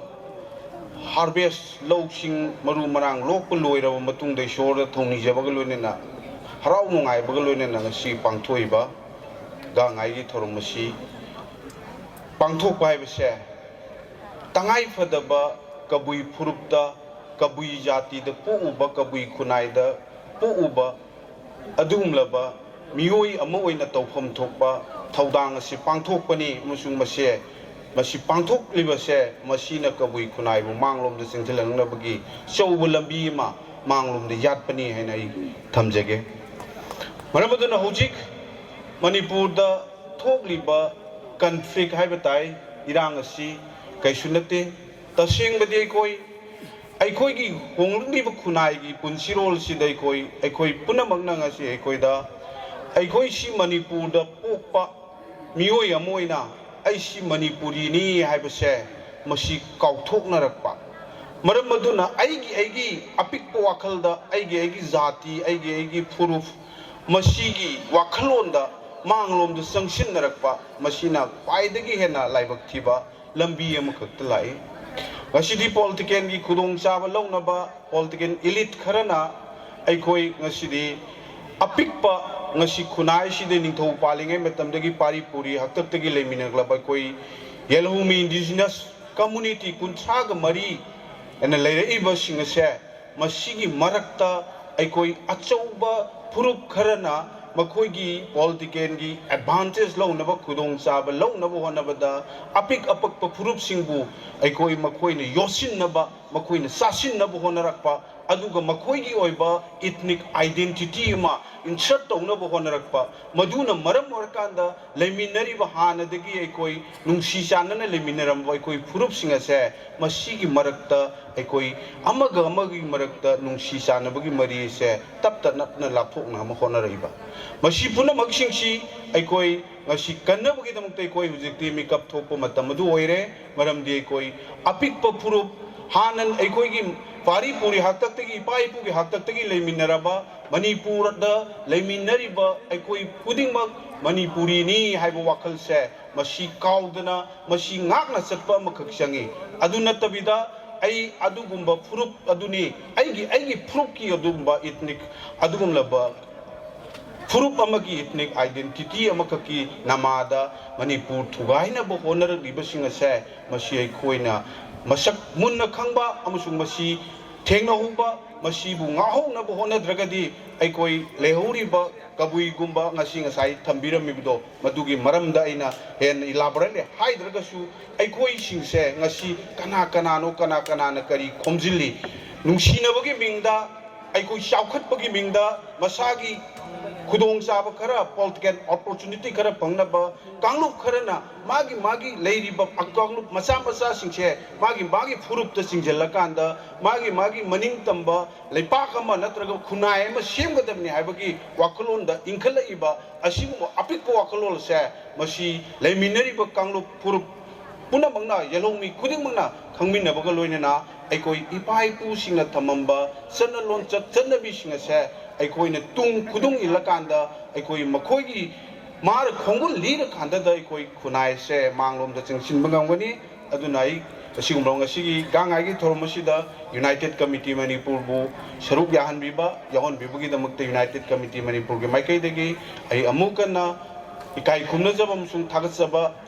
kabui union gi ikai khumna jaraba punamakta thamjage aduga aina roiboina thamjaningo apamdi united committee manipur gi oibu wakhaloldi apunba manipur ama sagat minaba kunda minariba apunba furuk khudingmak amagi kanglup ki khenaba leitana akoi punna hingwinaba amasung punna chawkhatminaba haiba wakhalol se masida akoi united committee manipur na hanba leitana akoi thengnagani masigi mayokta lakpa khudingmakti united committee manipur na kaidongaida makoi bungakpiro haiba phumchi thamjago loinana ngasigi gangai si hena mai pakpa makha ta na hena matung lakadaba singde hena chauna mai pakna pangthok oibiu amasung united committee manipur ge maikai degi sigumlaba thorom masi pangthokpada aikoi su angamba mateng khara pangjege maramaduna lupa lising manga ka koi mateng pangjege ha wapun si tamjarga punamakti kaina nabu ya thamjeri Thank you, sir. Chakong Sunai. Pau Maisnam Shivadatta Luang Tai Kagalakang Titharabame.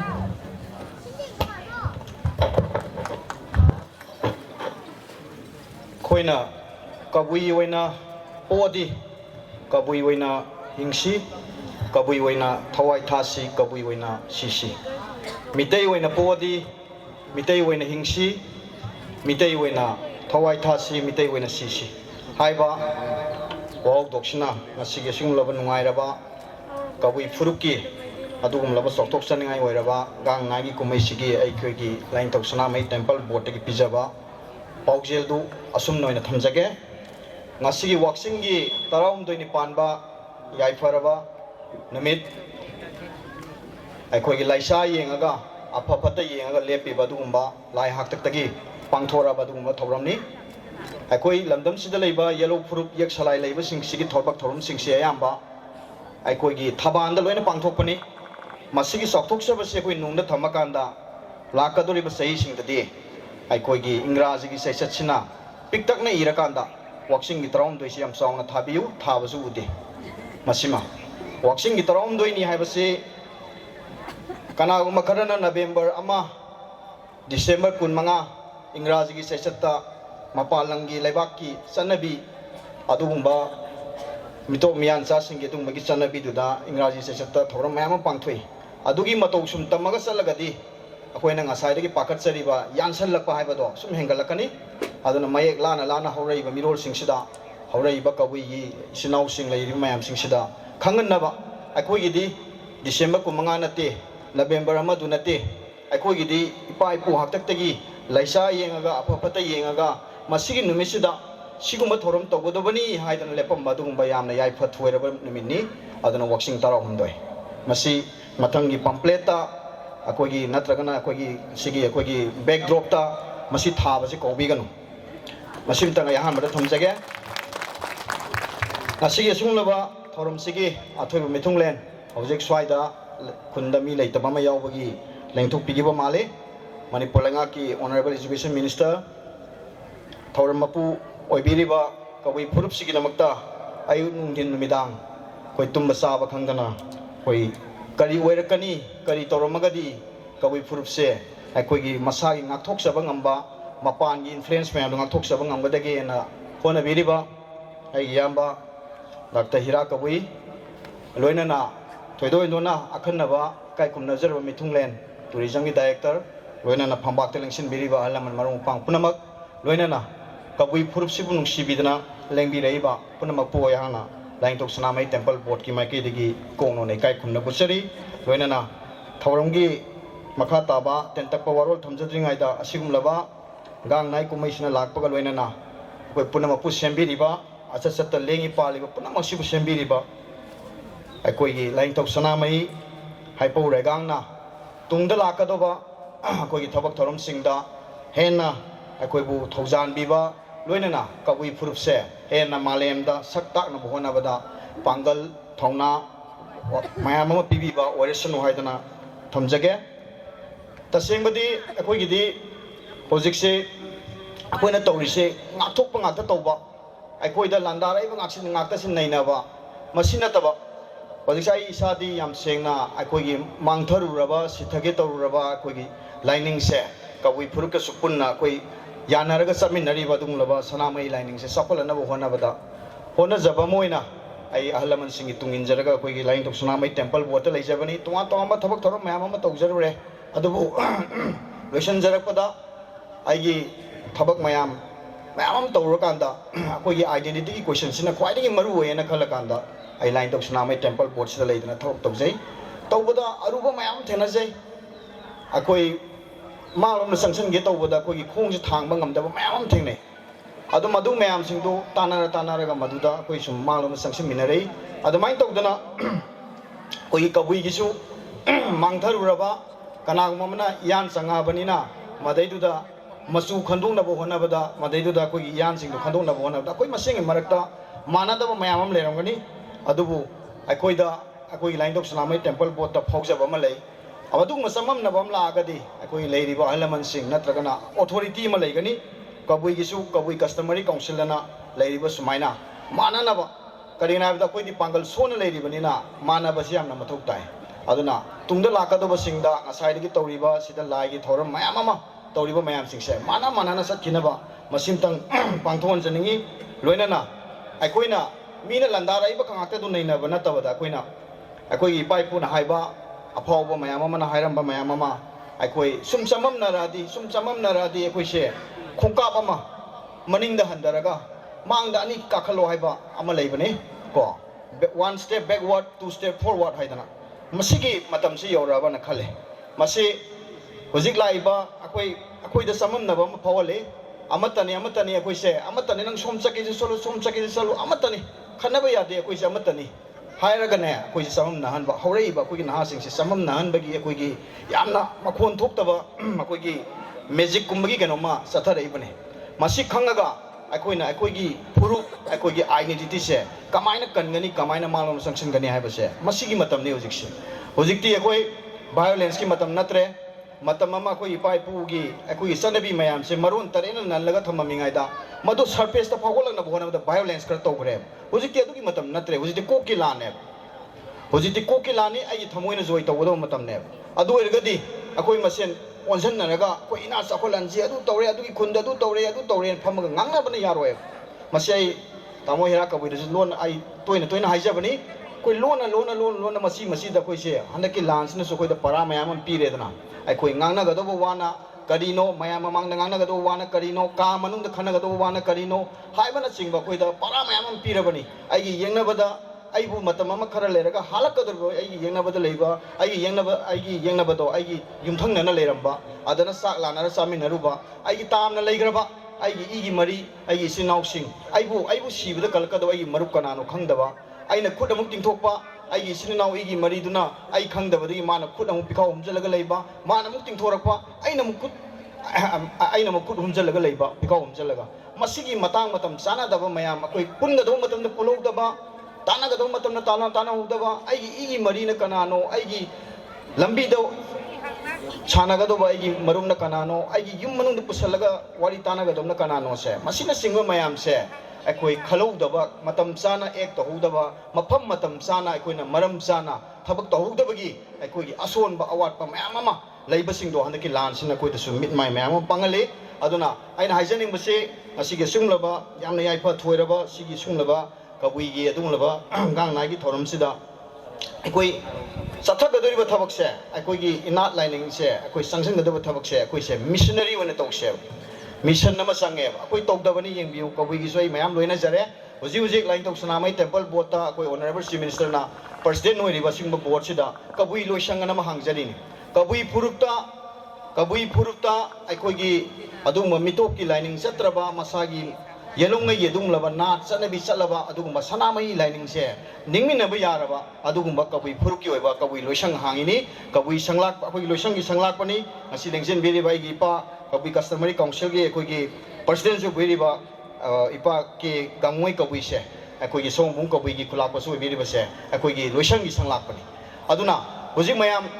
लाइंदोक सनामई temple board लापीबा यावरमगदी थेंगनबिरमनी थौरम तौरिबा अखोइगी लेगिदबगी नत्रगना कनाउमगी सहीगी look कटपा ओइरो तौरिबा थौरम से कोई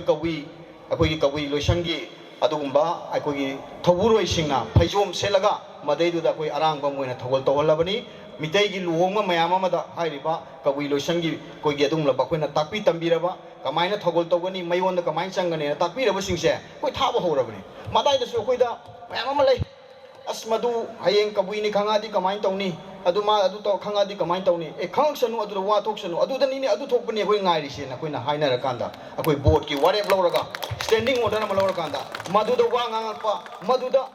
मादी कबुइनीने करिगिनो माना सिदा फैजोम cell मयोन संग लेदे हाइरबदो अदुनी गाइरिसे हाइरा कांदा ngasi कैदौरे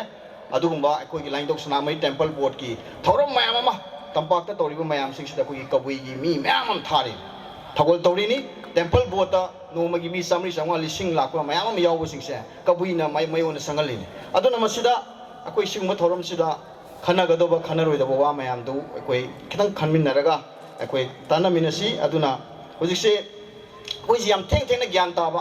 Meena लोइना म लांगोइ चनसलगा मई से अकोइबदा लोइना सा कांदा कोइसे मिट पांगपा अदुनी अखोइना तौरिसे अदुना ꯍꯧꯖꯤꯛꯇꯤ ꯑꯩ ꯉꯁꯥꯏ ꯍꯥꯏꯖꯕꯗꯣ ꯆꯃꯝꯅꯔꯗꯤ ꯑꯩꯈꯣꯏꯅ ꯃꯗꯨ ꯈꯣꯡꯁꯦ ꯃꯅꯤꯡꯗ ꯑꯃ ꯍꯟꯊꯔꯀꯥꯟꯗ ꯃꯥꯡꯂꯣꯝꯗ ꯑꯅꯤ ꯆꯈꯠꯄꯒꯤ ꯑꯗꯨꯒꯨꯝꯕ ꯃꯤꯁꯟꯅꯔꯤ ꯑꯃ ꯑꯩꯈꯣꯏ ꯊꯝꯃꯤꯟꯅꯔꯀꯥꯟꯗ ꯄꯨꯟꯅ ꯆꯪꯁꯤꯟꯃꯤꯟꯅꯁꯤ ꯑꯗꯨꯅ ꯂꯣꯏꯁꯤꯟꯖꯔꯛꯄꯗ ꯑꯩ ꯇꯦꯟꯇꯛꯅ ꯍꯧꯖꯤꯛꯁꯦ ꯁꯦꯟꯁꯁꯀꯤ ꯃꯇꯝ ꯌꯧꯔꯦ ꯑꯩꯈꯣꯏ ꯑꯣꯅꯔꯦꯕꯜ ꯃꯤꯅꯤꯁꯇꯔꯁꯨ ꯂꯦꯡꯁꯤꯟꯕꯤꯔꯤ ꯑꯩꯈꯣꯏ 2025ꯗ ꯁꯦꯟꯁꯁꯅꯤ ꯑꯩꯈꯣꯏ ꯁꯦꯟꯁꯁ ꯀꯣꯔꯠꯇ ꯂꯝꯗꯝꯁꯤꯒꯤ ꯌꯦꯜꯂꯣ ꯐꯨꯔꯨꯞꯁꯤꯡꯒꯤ ꯑꯗꯨꯒꯨꯝꯕ ꯅꯟ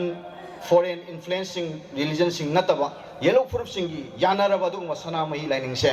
ꯃꯁꯤ 2011ꯗ ꯁꯦꯟꯁꯁ ꯀꯣꯔꯠꯇ ꯌꯥꯎꯔꯝꯃꯤ ꯑꯩꯈꯣꯏꯒꯤꯁꯨ ꯆꯤꯡꯊꯅꯕꯤ ꯌꯥꯝ ꯇꯣꯏꯅ ꯍꯥꯏꯅꯕ ꯃꯌꯥꯝꯅ ꯋꯥꯏꯈꯨ ꯀꯜꯆꯔꯗꯨ ꯂꯩꯕꯅꯤꯅ ꯑꯃꯨꯛ ꯃꯊꯪꯗ ꯌꯥꯎꯔꯛꯈꯤꯗ꯭ꯔꯦ ꯍꯧꯖꯤꯛ 2025ꯗ ꯁꯦꯟꯁꯁ ꯀꯣꯔꯠꯇ ꯁꯅꯥꯃꯍꯤꯁꯦ ꯍꯥꯞꯅꯕ ꯑꯩꯈꯣꯏꯒꯤ ꯑꯣꯅꯔꯦꯕꯜ ꯃꯤꯅꯤꯁꯇꯔꯁꯨ ꯌꯥꯎꯕꯤꯕ ꯀꯦꯕꯤꯅꯦꯠ ꯗꯤꯁꯤꯖꯟꯅ ꯂꯧꯕꯤꯈ꯭ꯔꯕꯅꯤ ꯑꯃꯨꯛꯇꯪꯒ ꯔꯤꯃꯥꯏꯟꯗꯔ ꯑꯃ ꯇꯧꯕꯤꯔꯀꯥꯟꯗ ꯍꯟꯗꯛꯀꯤ ꯁꯦꯟꯁꯁꯁꯤꯗ ꯁꯅꯥꯃꯍꯤ ꯑꯩꯈꯣꯏꯒꯤ ꯑꯗꯨꯒꯨꯝꯕ ꯀꯣꯔꯠꯁꯦ ꯁꯅꯥꯃꯍꯤꯖꯝꯒꯤ ꯀꯣꯔꯠꯁꯦ ꯌꯥꯎꯔꯛꯑꯒꯗꯤ ꯑꯩꯈꯣꯏꯒꯤ ꯀꯕꯨꯏ ꯐꯨꯔꯨꯞ ꯌꯦꯜꯂꯣ ꯐꯨꯔꯨꯞ ꯌꯦꯛ ꯁꯂꯥꯏ ꯂꯩꯃꯤꯟꯅꯔꯤꯕ ꯉꯁꯥꯏ ꯃꯃꯥꯡꯗꯁꯨ ꯃꯌꯥꯝ ꯑꯃ ꯍꯥꯏꯕꯤꯈ꯭ꯔꯦ ꯑꯩ ꯍꯟꯖꯤꯟꯖꯔꯔꯣꯏ ꯄꯨꯋꯥꯔꯤꯒ ꯁꯥꯒꯣꯟꯅꯔꯒ ꯂꯥꯛꯑꯕ ꯑꯗꯨꯒꯨꯝꯕ ꯑꯩꯈꯣꯏ ꯏꯆꯤꯟ ꯏꯅꯥꯎ ꯑꯣꯏꯅ ꯂꯩꯃꯤꯟꯅꯔꯤꯕꯁꯤꯡꯅꯁꯨ ꯃꯗꯩꯗꯨꯗ ꯁꯅꯥꯃꯍꯤꯒꯤ ꯀꯣꯔꯠꯁꯤꯅ ꯁꯦꯟꯁꯁꯇ ꯌꯥꯎꯔꯛꯑꯒꯗꯤ ꯍꯥꯏꯔꯤꯕ ꯁꯅꯥꯃꯍꯤꯖꯝꯒꯤ ꯀꯂꯝꯗꯨꯗ ꯑꯩꯈꯣꯏ ꯄꯨꯟꯅ ꯑꯩꯈꯣꯏ ꯇꯤꯛ ꯇꯧꯃꯤꯟꯅꯔꯀꯥꯟꯗ ꯍꯥꯏꯔꯤꯕ ꯂꯥꯏꯅꯤꯡꯁꯦ ꯑꯩꯈꯣꯏ ꯌꯦꯜꯂꯣ ꯐꯨꯔꯨꯞꯁꯤꯡꯒꯤ ꯑꯣꯏꯕ ꯌꯦꯛ ꯁꯂꯥꯏꯒꯤ ꯑꯣꯏꯕ ꯂꯥꯏꯅꯤꯡꯁꯦ ꯃꯁꯤꯡ ꯌꯥꯝꯍꯟꯁꯤ ꯍꯥꯏꯕ ꯋꯥꯍꯩ ꯈꯔꯁꯤ ꯊꯝꯖꯔꯒ ꯃꯌꯥꯝ ꯄꯨꯝꯅꯃꯛ ꯇꯦꯟꯁꯤꯟꯖꯔꯤ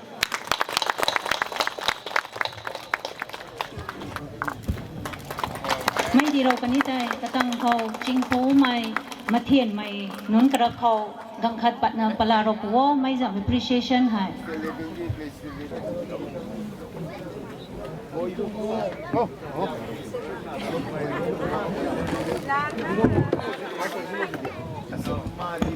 katang da khau khang chu na khrei na gang khat palau da ko certificate la khang Hangju Naktarina Prize asi Honorable Minister na pipila na baning singjari.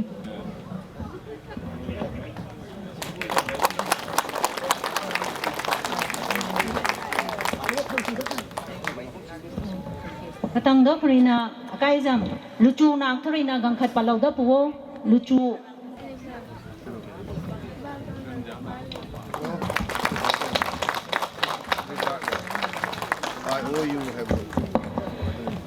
Thagachari ꯑꯍꯥꯟꯕꯗ ꯂꯝꯗꯝ ꯑꯁꯤꯕꯨ ꯀꯣꯟꯕꯤꯔꯤꯕ ꯏꯁꯣꯔꯒꯤ ꯊꯥꯅꯝꯗ ꯆꯦꯟꯅ ꯊꯥꯒꯠꯅꯖꯔꯤ ꯉꯁꯤ ꯀꯕꯨꯏ ꯌꯨꯅꯤꯌꯟꯅ ꯁꯤꯟꯗꯨꯅ ꯄꯥꯡꯊꯣꯛꯂꯤꯕ ꯀꯕꯨꯏ ꯒꯥꯡꯉꯥꯏ ꯊꯧꯔꯝ ꯑꯁꯤꯒꯤ ꯑꯊꯣꯏꯕ ꯑꯇꯤꯊꯤ ꯑꯣꯏꯅ ꯂꯦꯡꯁꯤꯟꯕꯤꯔꯤꯕ ꯏꯀꯥꯏ ꯈꯨꯝꯅꯖꯔꯕ Shri T S. Basanta Kumar Singh Honorable Minister Education Aham Dikai Konabu Siri Masigi function Sigi President Su Albiba Kabui Union Gisu President Albiba Ozahira Kai Konabu Siri Kabui Women's Organization Gi President Su Albiba Kai Konabu Siri Dice the Lengson Viriba ꯑꯩꯈꯣꯏꯒꯤ ꯇꯣꯉꯥꯟ ꯇꯣꯉꯥꯟꯕ civil organisation ꯃꯌꯥꯝꯒꯤ ꯌꯥꯝꯅ ꯃꯁꯛ ꯅꯥꯏꯕ ꯃꯅꯤꯄꯨꯔꯒꯤ important ꯑꯣꯏꯕ ꯑꯗꯨꯒꯨꯝꯕ ꯁꯦ ꯁꯣ ꯉꯥꯛꯇꯅꯤ ꯄꯨꯝꯅꯃꯛ ꯊꯨꯞꯆꯤꯜꯂꯒ ꯑꯩꯅ ꯏꯀꯥꯏ ꯈꯨꯝꯅꯕ ꯎꯠꯆꯔꯤ ꯃꯥꯡꯗ ꯂꯦꯡꯁꯤꯟꯕꯤꯔꯤꯕ ꯗꯤꯒꯅꯤꯇꯔꯤꯁꯤꯡ ꯏꯟꯚꯥꯏꯇꯤꯁꯤꯡ ꯀꯕꯨꯏ ꯌꯨꯅꯤꯌꯟꯒꯤ ꯊꯧꯃꯤꯁꯤꯡ ꯆꯤꯡꯐꯨ ꯈꯨꯜꯒꯤ ꯂꯦꯡꯕꯤꯔꯛꯂꯤꯕ ꯏꯆꯤꯜ ꯏꯅꯥꯎ ꯏꯄꯥ ꯏꯇꯣꯟ ꯃꯌꯥꯝ ꯄꯨꯝꯅꯃꯛ ꯑꯍꯥꯟꯕꯗ ꯏꯀꯥꯏ ꯈꯨꯝꯅꯕ ꯎꯠꯆꯔꯤ ꯏꯍꯥꯟ ꯍꯥꯟꯕ ꯑꯣꯏꯅ ꯑꯩꯅ ꯍꯥꯏꯖꯅꯤꯡꯕꯁꯤ ꯀꯕꯨꯏ ꯒꯥꯡꯉꯥꯏ 2025ꯅ ꯂꯥꯛꯄꯗ ꯈꯨꯡꯒꯪ ꯑꯁꯤꯕꯨ ꯅꯨꯡꯉꯥꯏ ꯌꯥꯏꯐꯕ ꯑꯋꯥ ꯑꯅꯥ ꯇꯥꯗꯕ ꯀꯕꯨꯏ ꯖꯥꯇꯤ ꯑꯁꯤꯕꯨ ꯃꯥꯡꯂꯣꯝꯗ ꯄꯨꯈꯠꯄ ꯅꯨꯡꯉꯥꯏ ꯌꯥꯏꯐꯕ ꯃꯔꯥꯡ ꯀꯥꯏꯕ ꯄꯨꯟꯁꯤ ꯑꯃ ꯄꯤꯅꯕꯤꯕ ꯑꯣꯏꯁꯅꯨ ꯍꯥꯏꯅ ꯏꯁꯣꯔꯒꯤ ꯃꯐꯝꯗ ꯊꯧꯅꯤꯖꯔꯤ ꯑꯅꯤꯁꯨꯕꯗ ꯉꯁꯤ ꯄꯥꯡꯊꯣꯛꯂꯤꯕ ꯊꯧꯔꯝ ꯑꯁꯦ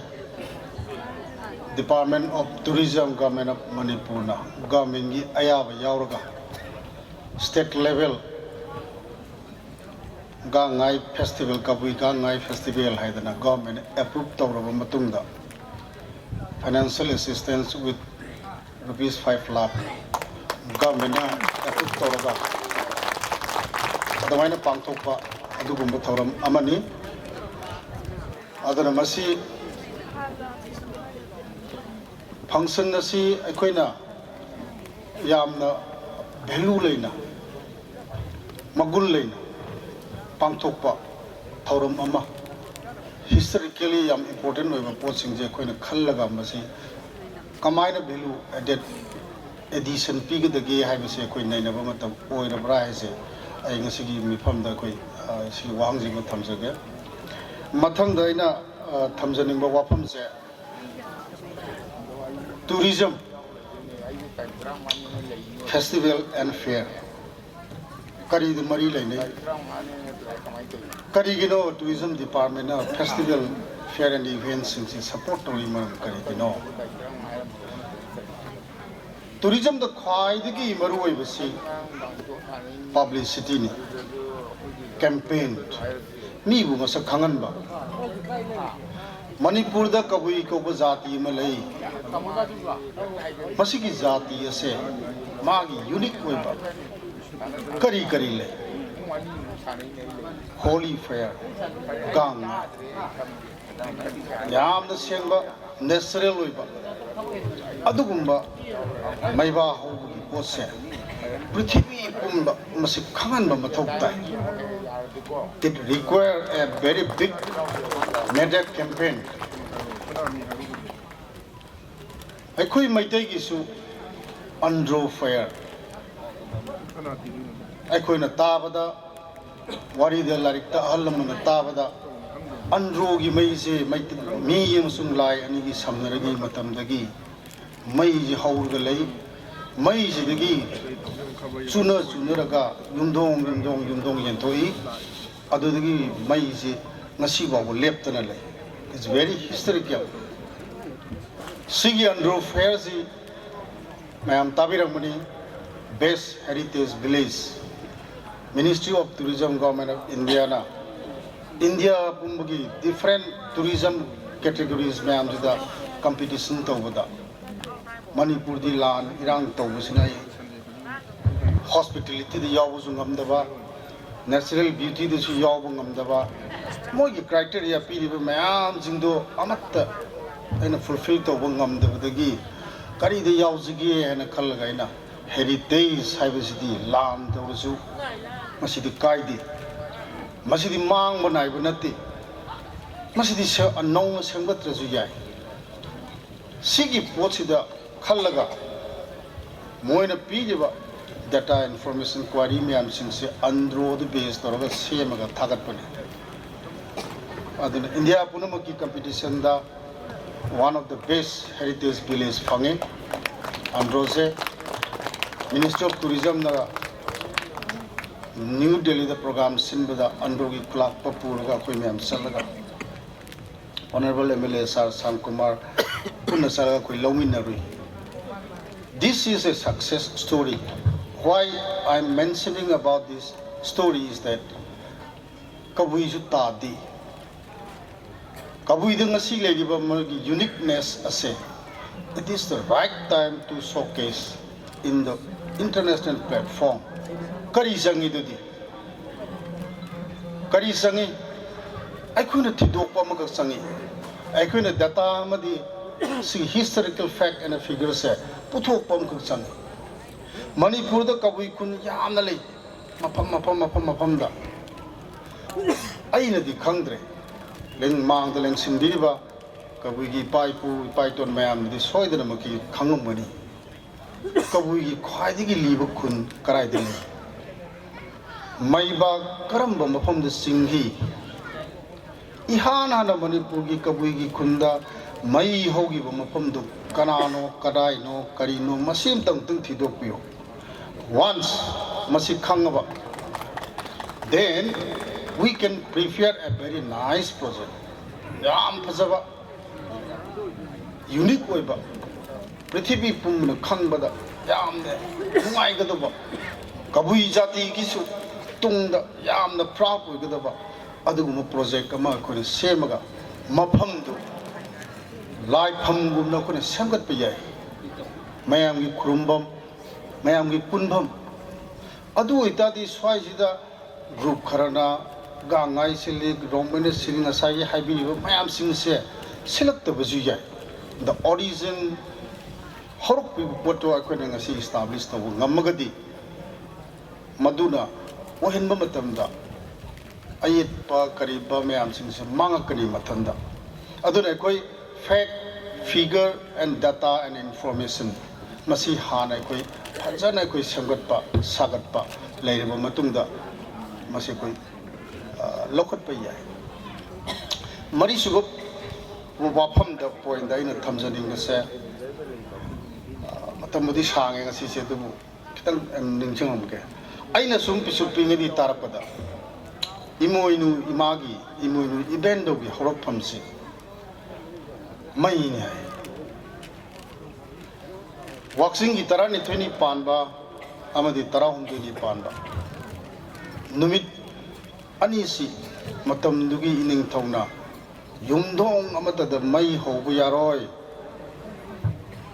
ꯃꯩ ꯑꯃꯠꯇ ꯍꯧꯕ ꯌꯥꯔꯣꯏ ꯍꯥꯏꯅ ꯊꯤꯡꯉꯤ ꯀꯔꯤ ꯃꯔꯝꯒꯤ ꯊꯤꯡꯉꯤ ꯃꯇꯝꯗꯨꯒꯤ ꯅꯤꯡꯊꯧꯗꯨꯒꯤ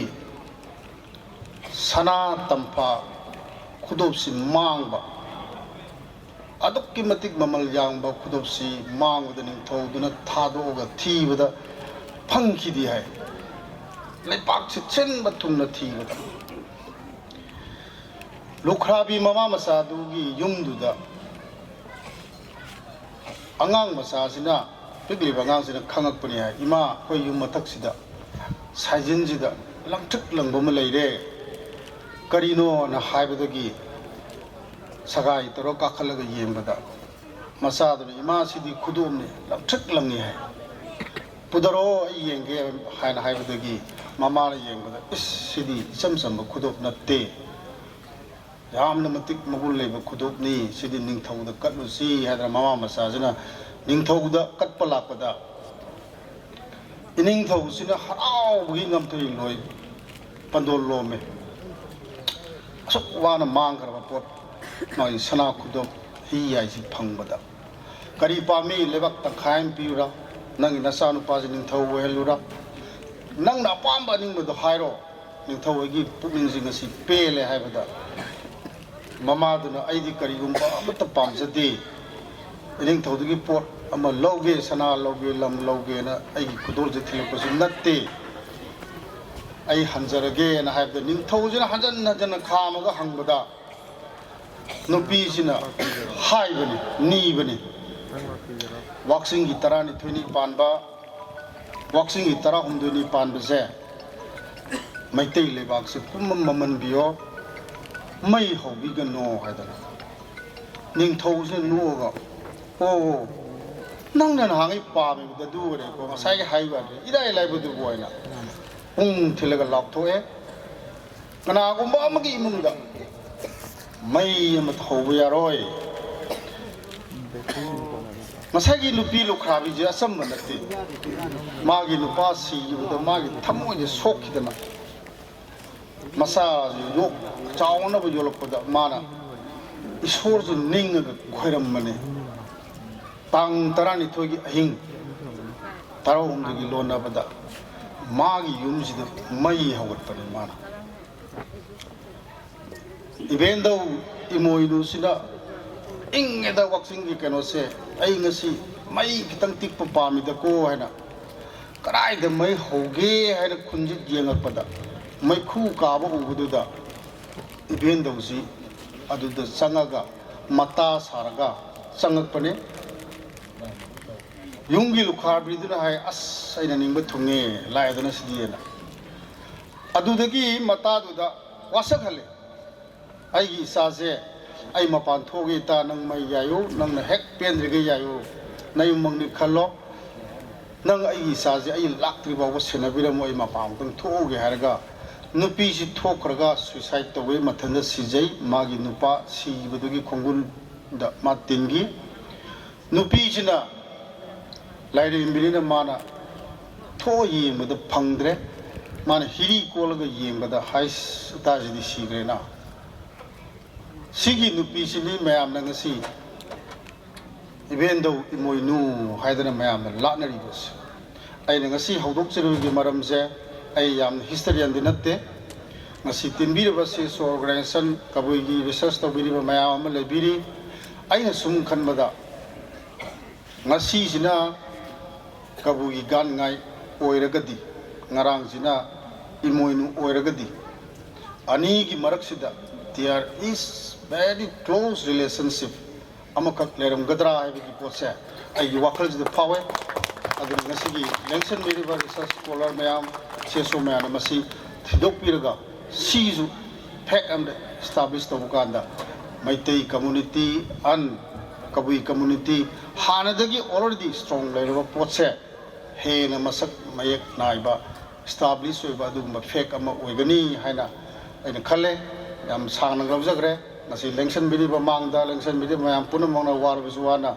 function si yaubiba loiba yaubiba si damuk yam thagachari aroibada Kabui gangai 2025 se yamna mai pakpa punsinung sangba atik akai yaudaba nuaya phaba pina visanu hane sogum da khuram jaga ai losinjaga Thank you, Director, Tourism Department, Government of Manipur. Ngasigi function asigi 2025 Kabui Gangai ki Chief Guest oibiriba Ikai khumna jaraba Pau Thongnaujam Basanta Kumar Singh, Honorable Education Minister, Government of Manipur, Wafam Kharadang Thambiranaba Ningsingjari.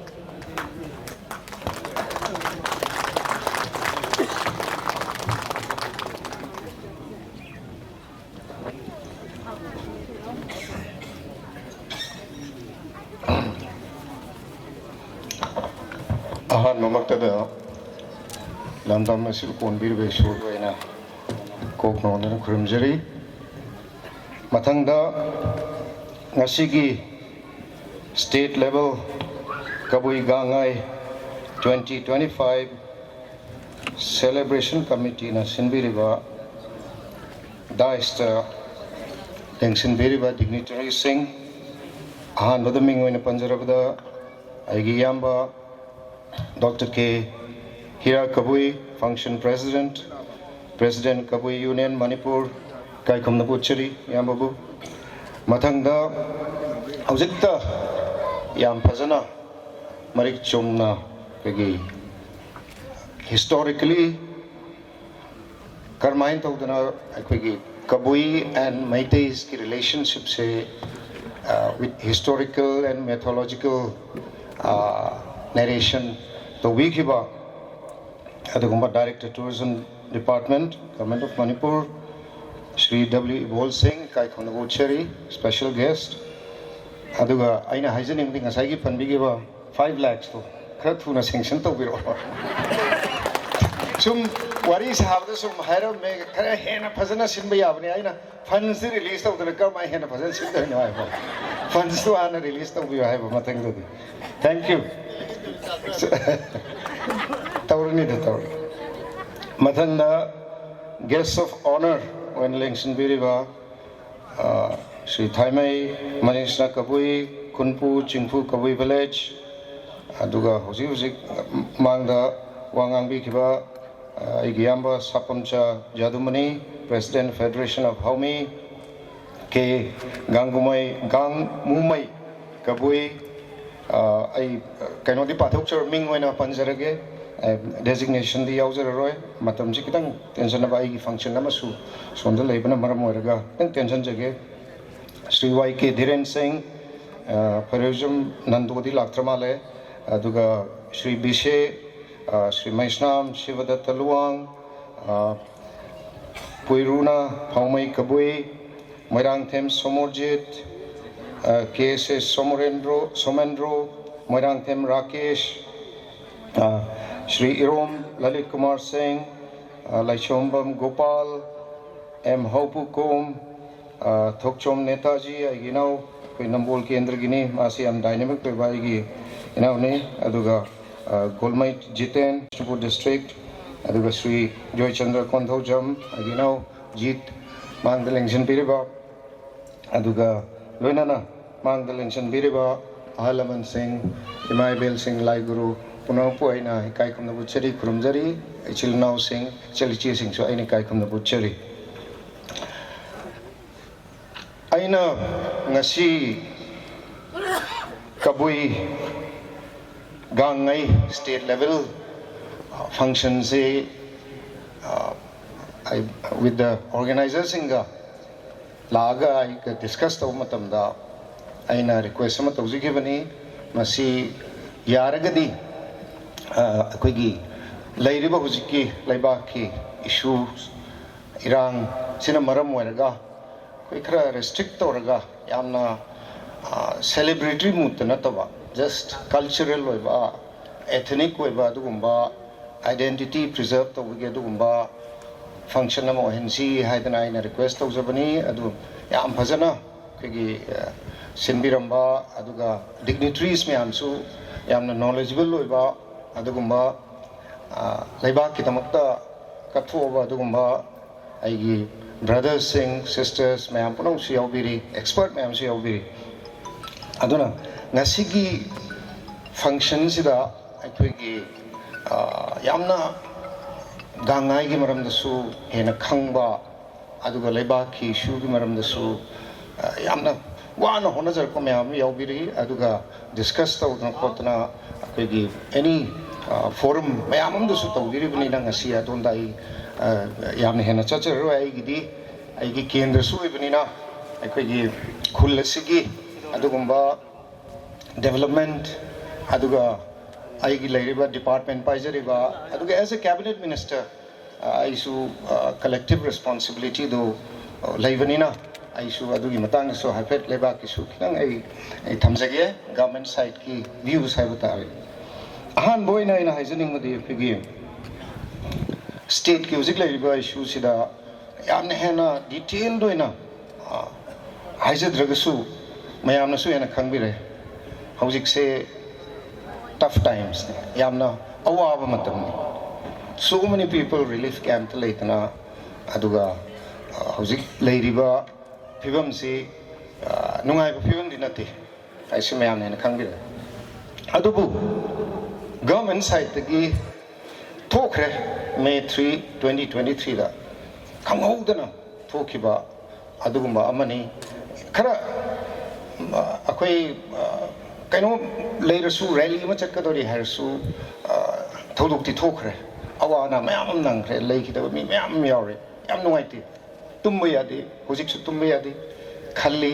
tanari honari government side gi tawbudabu issues hi khara complex hoibani na overnight solution ai ngasi ai suicide tawrage sacrifice tawrage hairaga solve to bodi tawye madunu oigadra aigi yum mai tharaga solution purakadra haina jing se khitang mayam khandamina sir immediate at second world war haisi adagi any conflict ama hojik leiri mayam se it takes time little bit of time understanding lagnaba but marks the war idi praja mayam se neba sine khoi noi trisi but in the long term aina haijening dia tai nate masi kari gi haurak khibano karmain tau gibno kari gi sol tau tino have to khraga kitang future the ying se let's have a vision for Manipur not only for my community maitai gi nataba kabui gi nataba any tangkhul gi nataba vision ama thamse for Manipur one Manipur kai dana bagi adu redi karmain tau sige we have to move forward mangda changsan bata apne maning su yeng batai karmai soi khrino kari dagi soi khrino haiba amuk hanna history khoina ba ai isama history student ni yamna khangmadi na chade adubu akoina history da parak ma matam da tamakam matam da hairisi thokriba thodok mayam se ningthau na borsu Alexander na campaign chatpa da borsu adagi any Mughal ningthau mayam se what we can learn from their mistakes to now soy the vidiyaro we are all human beings ningthau warasu prime minister warasu chief minister warasu soy the human being in adum yaur kaneba but what happens after that soy gibudo madugi accountability lai batai madumadi akoi with the judicial process ma chathari inquiry mayam chathari lakhini accountability but adudagi kari tamdoi no what we can learn from them Manipur ki history de kari tam doi no ko tam doi se more than 2000 year old 3000 years old honi hari ne use Manipur ki history se what we have learned is the idea of Manipur se amat to ina adugi more than 2000 years later se masi karma into na kaheloi de ge have se masida khanaraga nainaraga changjan base yam darkar lai have se han boy tham jage ba masida ni lakadoi ba any solution lakadoi sidane the idea of Manipur we are Manipuris haiba Maitais Tangkhul Nagas cookies loina mak punjalaga cookie haise ise kai gino cookie manung su pau mai yauri ama mayam yauri ba hana lerma ba but if we look at past history karmain tawdana migration tawra lakhi no karmai settle tawra sei sham jani di settle tawra mai aduna academic discussion oi hrani I want to look to the future the yingni ba karmain tawra ai khoi se ahan mada Manipuri amani have se khallaga ai khoi tana bo honabam changya karmain tawgane dudi ai khoi Meitei dance ngasi Kabui dance lady one of the most beautiful dance Kabui dance ai na cultural show to matamda Manipur ki ras lila ga loina na ai gi adugumba Meitei ki oiba dance Meitei dance hai ge Manipuri dance hai aduna ne ai 2000 more than 3000 years united oina lai ri hojik so ai united oina lai si hai tarapodi madugi wakhulon do as a Manipuri oina ai mem hingminnaba laiminaba se masi darkar lai haina ai thamjage amaga su aina haijaning de kitang akoi gi issue siga changjan bada ai cabinet subcommittee akoi gi illegal immigration sin thidok pada border areas ai samak on foot tikhom se tongaga loina border areas ayam ba akoi gi hojik villages meam mapan gi lang tar meam loina ai yengjarure aduga kaino se khantok pusu horuma bani more than 2400 aduguma illegal immigrants sing se aduna aina lakchening budi how do we go forward from here solve karmain tawsige solve tawra matungda karmaina ko Manipur se chaukhatpa develop oiba Manipur ama puraksige haibase masi aidi yamna masida focus tawjaningi adubu lairiba issues is solve tawdabdi adi haibisu ai qualify tawjage hai aina statement nam pi matamda full statement lu yengdana part statement yengaga quote tawba mayam su yauri ai bu criticize to mayam su kaishu kai de koi public life lai bani na criticize part of public life adubu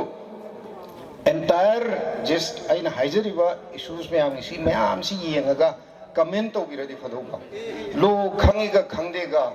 adi assembly tawgadawni tawroidoga se assembly di chahi mada tararak tawgi su yai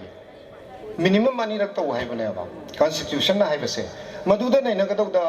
madi khangde mi do ina chaiba personal do ilakhra adudi small minds discuss people haiduni apik pa wakal khan ba mina mi gi maram da wari sagani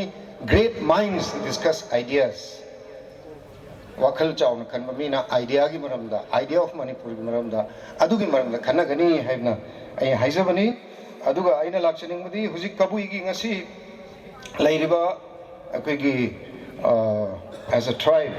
lairibsida akoi gi request ma lai government ta Kabui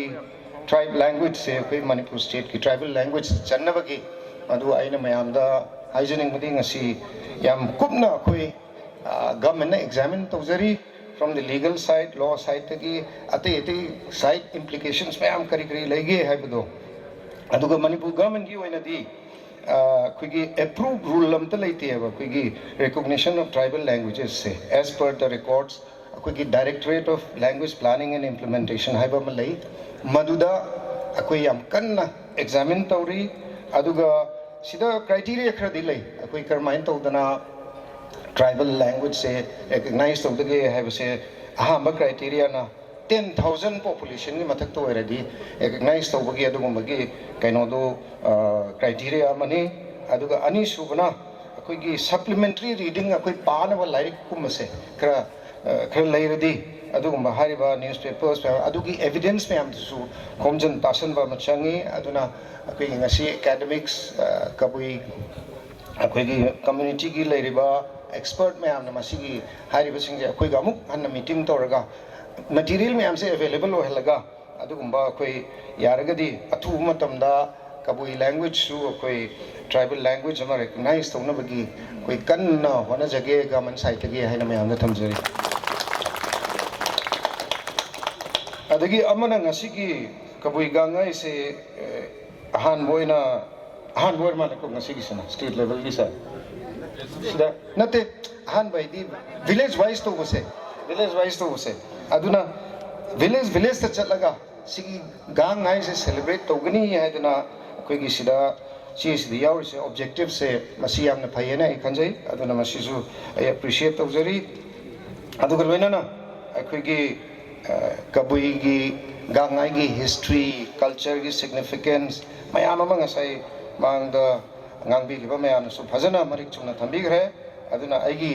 khun sigi oina lakchabada aina haijening budi for the akoi gi develop to ba khungang ama oina ba on the community hall ma sana bagi ngasi ma representation ama on the people ni ado aina mayam da loktok chaning badi soi da community hall se by next da I sana batuk jage na mayam da loktok chang aduga loina na employment si amaru ne ai marak ta ngatang chatlu bodu lei hidaba ma I hang ba changu bani aduda machani chani lerami ada aina hangi qualification kari qualified oige na hang matam dama amana graduate lerami amana team sabi am haiba makut masaya na haiba cha masulerami ada moida aina harami you must apply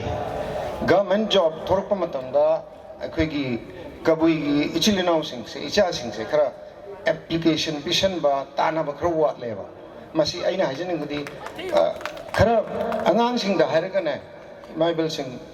ichal che sing mayam yaubiri se icha sing qualified oi sing do loina apply to hon biro ba adum ST quota leri mayam leri ai gi site ge ai angam ba ai help to jage aduga employment generate to do ya deba hujik manipur gi problem se atai na ti employment issue achu mane ba generation of income senthok lambi se sindi ba icha sing mayam hujik lairiba mayam se khunma icha sing se moi kar main tawtana right part ta pubiraga moi gi senthok lambi kamai sindi sige employment kamai phangan sige hainu sing se ai honorable chief minister ga su yam kumna tanaraga ai khoi suggestion tawjabani aduna hariba lairiba manipur gi kaino si unemployment rate se khoi pot tang di ayo re highest inflation rate in manipur sina aduga kaino dana income dana one of the lowest in India one of the lowest way visiti because of last 1.5 years in maram weraga aduna aikhoi hujik kanna nom dabiya de ona dabiya de let's work hard let's build a better Manipur for the future aduga loina na aikhoi lairiba akoi gi identity su preserve tawdabiya de Manipur su kandaba yade Manipur amat to ina thamdaba yade Manipur kain ba yadabe haibutsi hajaraga he mayam puno kiran swai the tension jage thank you tagachari puno tagachari president ai kiran gift to jarang sigi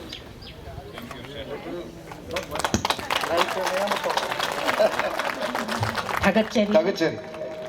Honorable Education Minister Government of Manipur yaiphabu oibiu punsibo oibiu Kaukachari Pau Koingamba Kuman Chief Advisor Arambai Tengol General Headquarter Lauthok Jaba Asida Shoiba Lairaga Su Chumthok Jaba Gitanja Adu PBU Ngapi Gani Aduga Soi Drabagadi Yamna Pare Aduga Stage Dice the Lenkat Pinanaba Kokshinjali Waja Koingamba Kuman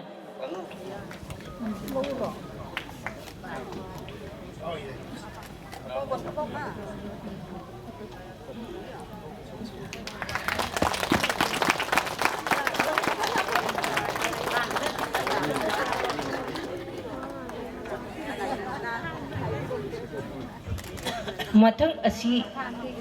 ꯇꯟꯖꯥ ꯑꯁꯤ ꯂꯧꯖꯔꯒ ꯉꯁꯤꯒꯤ organizing committee-da ningsingjaba amatanga ngasigi function president na takpirapagi matung ina kumja khudingi kabuika ngaida thawai hakchang yauna saruk yabiraba oja ani khatang committee na ikai khumnabo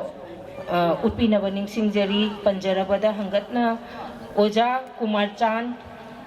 Statistics Department Manipur University organizing committee na president gi kutta pibinaba takpidai maram aduna oja Kumar Chanda ikai khumnaba si president na lengan PC anbinaba haijari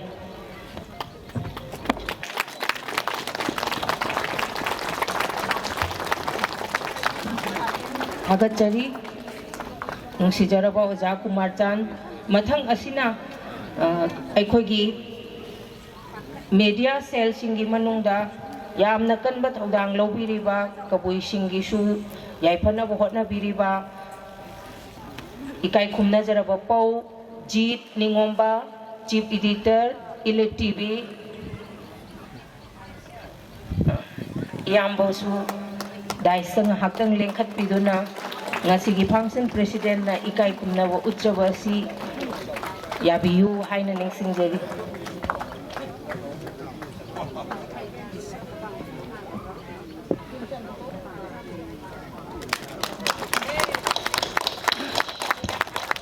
Agachari Pau Jit Ningomba presidential speech PB na baning singjali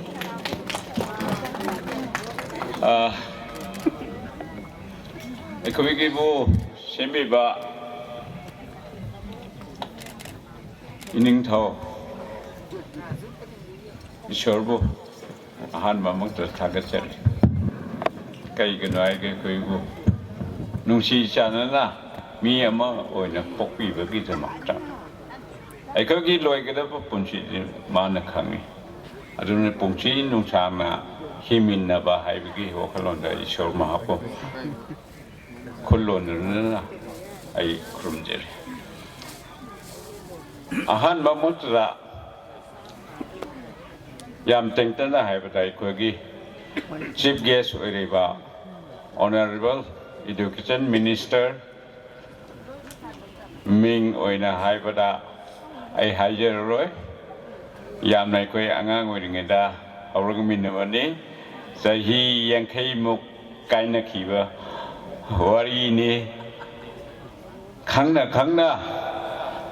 kaw ngam daba khangna sahi de halo ngam daba ngasi di tinarubagi mahi amaya le haina khoi gi education minister kai bachanta Kumar po amadi law minister oiriba ma po ayakna ahan bata thawai aksang yauna tawu khuji parja ge thabak angamba oibiu isoda ai thongni jari ani chubdai khogi tourism director oriba khming noi oina hajiriba yamna ikai khumna ba machik charaba W Ibo ngasi de yamna nangna ba relationship ama mari ama purai haibado asine ngasi phamina da saktak labni hana department da changmade sum kanana kananu khangde sum pangchang changi upai laite duna I have so civil society ama oidna adoga lagli bai ko ki civil society mayam I had a mingoi na hajar so mang the bhamri ba koi Ujajit Uja Kumar Chand koi re koi loina ba nung singa si se yam kunji chao ro so thawai hakchang yauna lagli ba please karigamba hanga soiba ama yaw ro so hauna bani me habdi is a human being. To earn is human, but to forgive is human. Habit nung chuang ngak bi batun na poi ni hena chao robot ni ai hangna thamoi da leje aduna gangai ki wari se yamna sangna ai hajaroroi haibade kabui nen kari gi form to na haib ki wari kram macha am thamjage 2018 da March ki kun manga da koina form to phibani masi di yamna wana khungang chellaga ahal laman ji ne invite to raga phaminaraga koina wari mamma lokhi bani union se kabui union na haina semna ba haiduna semachina masi agenda se aina puthoi aikoi se kabui si mang batare mang da na ba aikoi gi primable haibatare to protect, preserve and promote Kabui's identity. I had masak hangderdi Kabui se chire ni se masigi iroi ne chapada sahi sangna sakhi haiba hadi sahi tere nipan dani thabak pidi aidi lepanai de Saminaribe mayam di wa banganatnina aikoi chintol lambi leitebna tan banatebna but I give my life to my peoples I hana kabui ovegi kabui se hana chakpa kabui se mangdana ba kabui se minamulle mi matau tamme masidi yaroi haidana aina kan lau khong tau sida ngasidi gangai gi wari sabagi mathau ta drabara haibadune aduna mafam kuding da kai ni na maming ama tholaga aikoi sentan jebanate asing bade ipu na iben na mina huran bodo masese huran mani hai sak tang na ba kabui gangai state level gangai hai koina chechin na thamani atopa hai kra hai de ai gi na today ai mingon de yon ri yaro ai gi ma de mingon de yon bata di kanata ne ai ima yaudre ima yaudre ni papung yaudna ai mi wen popia bro khanase mi wen popota de ai mi nati I am a godly child ishor ki macha hoye asuna I get a roy black ni because I have the beginning ima ipan popu nina I get a roy black ni aduna mayam na limitem mayam se gangai hai ba se kabui gini inani ngasi ki teams to sahi coding ge ko teams hongi hande ki teams na gangai celebrating the root of Kabui's forefathers. If I do not, Manu Hudna, Ekoina, Pantopani, Hypodo, Machini, Aduna, Ekoi, Honorable Education Minister, Law Affair, Legislative Party of Mayamda, Community, Whole Sabarani, Eko Chingpu Kunda, Haibegi the Makta, Kuba Amata Mayam, Harawa Ama Pongdoksi. Anisubada, Ekona Changer, Nonde Rubada, MIL da, Kabuisu, Yaurani, Haibasu, Kubak Chown of Pugisi, Haibadi, Machini, I Haki Marup Ama, Ahani, Ngondagi. Aduna aikoi gangai 2020 da tawda laudan khong da TV da ngangna base ta bada mana bazar kai Khoroban bazar da thengna bada doctor aina he uja kai he ke krai chapno aina ma bazar chapno nangna lau khong tawri bado kana de you should implement in the MI a major Indian language the happy however sir mercy Nandita mo hajari but I call you sir so aduna a good relationship is to build a good persons. So, sir, I just remind you the childhood days when we are wearing the half pants in the school called Don Bosco, and it is lovely, and one of our brothers is also Hideaway, and you know only Aja, but because I do not want to describe about it. Aduna, asum the mana tebani sanaki bagi uja koi se uja angang oi ngai da yam na tap cha bani ngasi fau tap pa se hong deri aduna ai koi dei koi pabu lok chau ba hai na me ora wi bi ya de kau dai ma cha ne hai pra han na khang lu de kon de IPS ke ya do da tau de asi de khang e koi ke wa je ai ka krom de ni club de kai kai thet pa amo asi de khang e ne basantan ni ne hai na please excuse me by childhood name ko asu tau da ngasi di mahaka ayaka nang na ba se it is a good relations between the Meitei as a whole, Kabui as a whole, in general and every indigenous people. May this Gangai 2025 being declared open by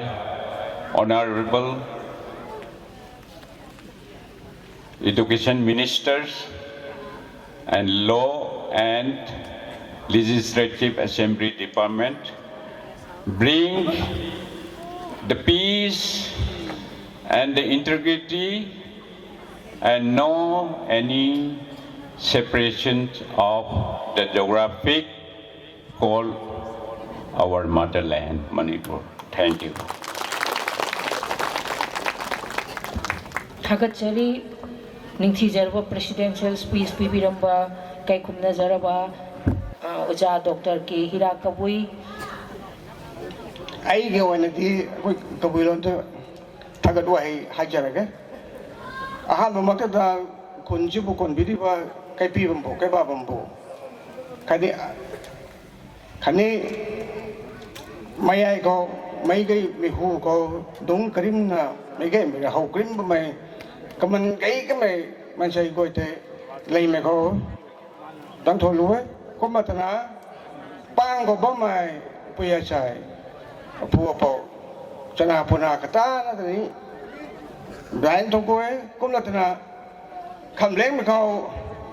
alam bay tengol nila da, akai gangai jam, pangsan ko kajak nung tera, kamay nung rakita, gangen may na, gang na, may nung ko, kanu na ito ni kena siya sulit kaya karawe, may dekang ni pay na dai na tunggu alam bay nung tegang, kuba tena kau ngai jam, pangsan ko Karun Hawaii kang tanpa ko may tunagan kani kangchu lucho kay rong jam pay hayu na may kata na mite may gay may nagdang pangsan sumikang ko choy makang sura ko may ayu tini pay na tong ko ko matara kahit na kaboy gangay sukang tara kay rong ko kay sana sura mikang ko kay rong may kumpo ko la kani kay rong ayu na marina Nera sisi na surona ay asay megay megang na program dai na sudok te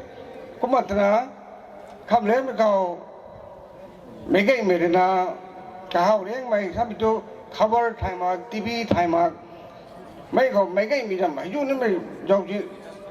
jau hu ko hau ni mai media non tani pai dai na thongko ko na Kam leng ma ko satri me dina lung ni nge sarok lung thai ba kai rong ko mai kai rong them ma kon chi do kai rong mo de lung leng ko na cham la ne ka hau cham la sai yam function he hau bai kung so ko mi hai mai hai pai na thong ko ki ko ho nong so ko mai ngai a ju hai mai kom na kai rong them me ka su na lung leng dai na so pa ka mi hai mai ri na lai me kong ai sa me ke lung ga e ka ho nong so ko to kai rong dai me ran de kai rong dai me kon chi to tan tan này cán có con gọi là bài xây thì cái bu trong chỗ tan cán cóที่ตั้งง่ายมากคนนะไอ้ที่อาศัยเข้าให้แกร้องไอ้ที่เข่งก็ไปร้องไอ้ที่กำจัดเลยชูโง่เนี่ยไปนะสมกุเทไอ้ไม่ได้คนนะพ่อเรากับฉันพาเรานะไม่ได้คนไอ้งานลงมาเถอะ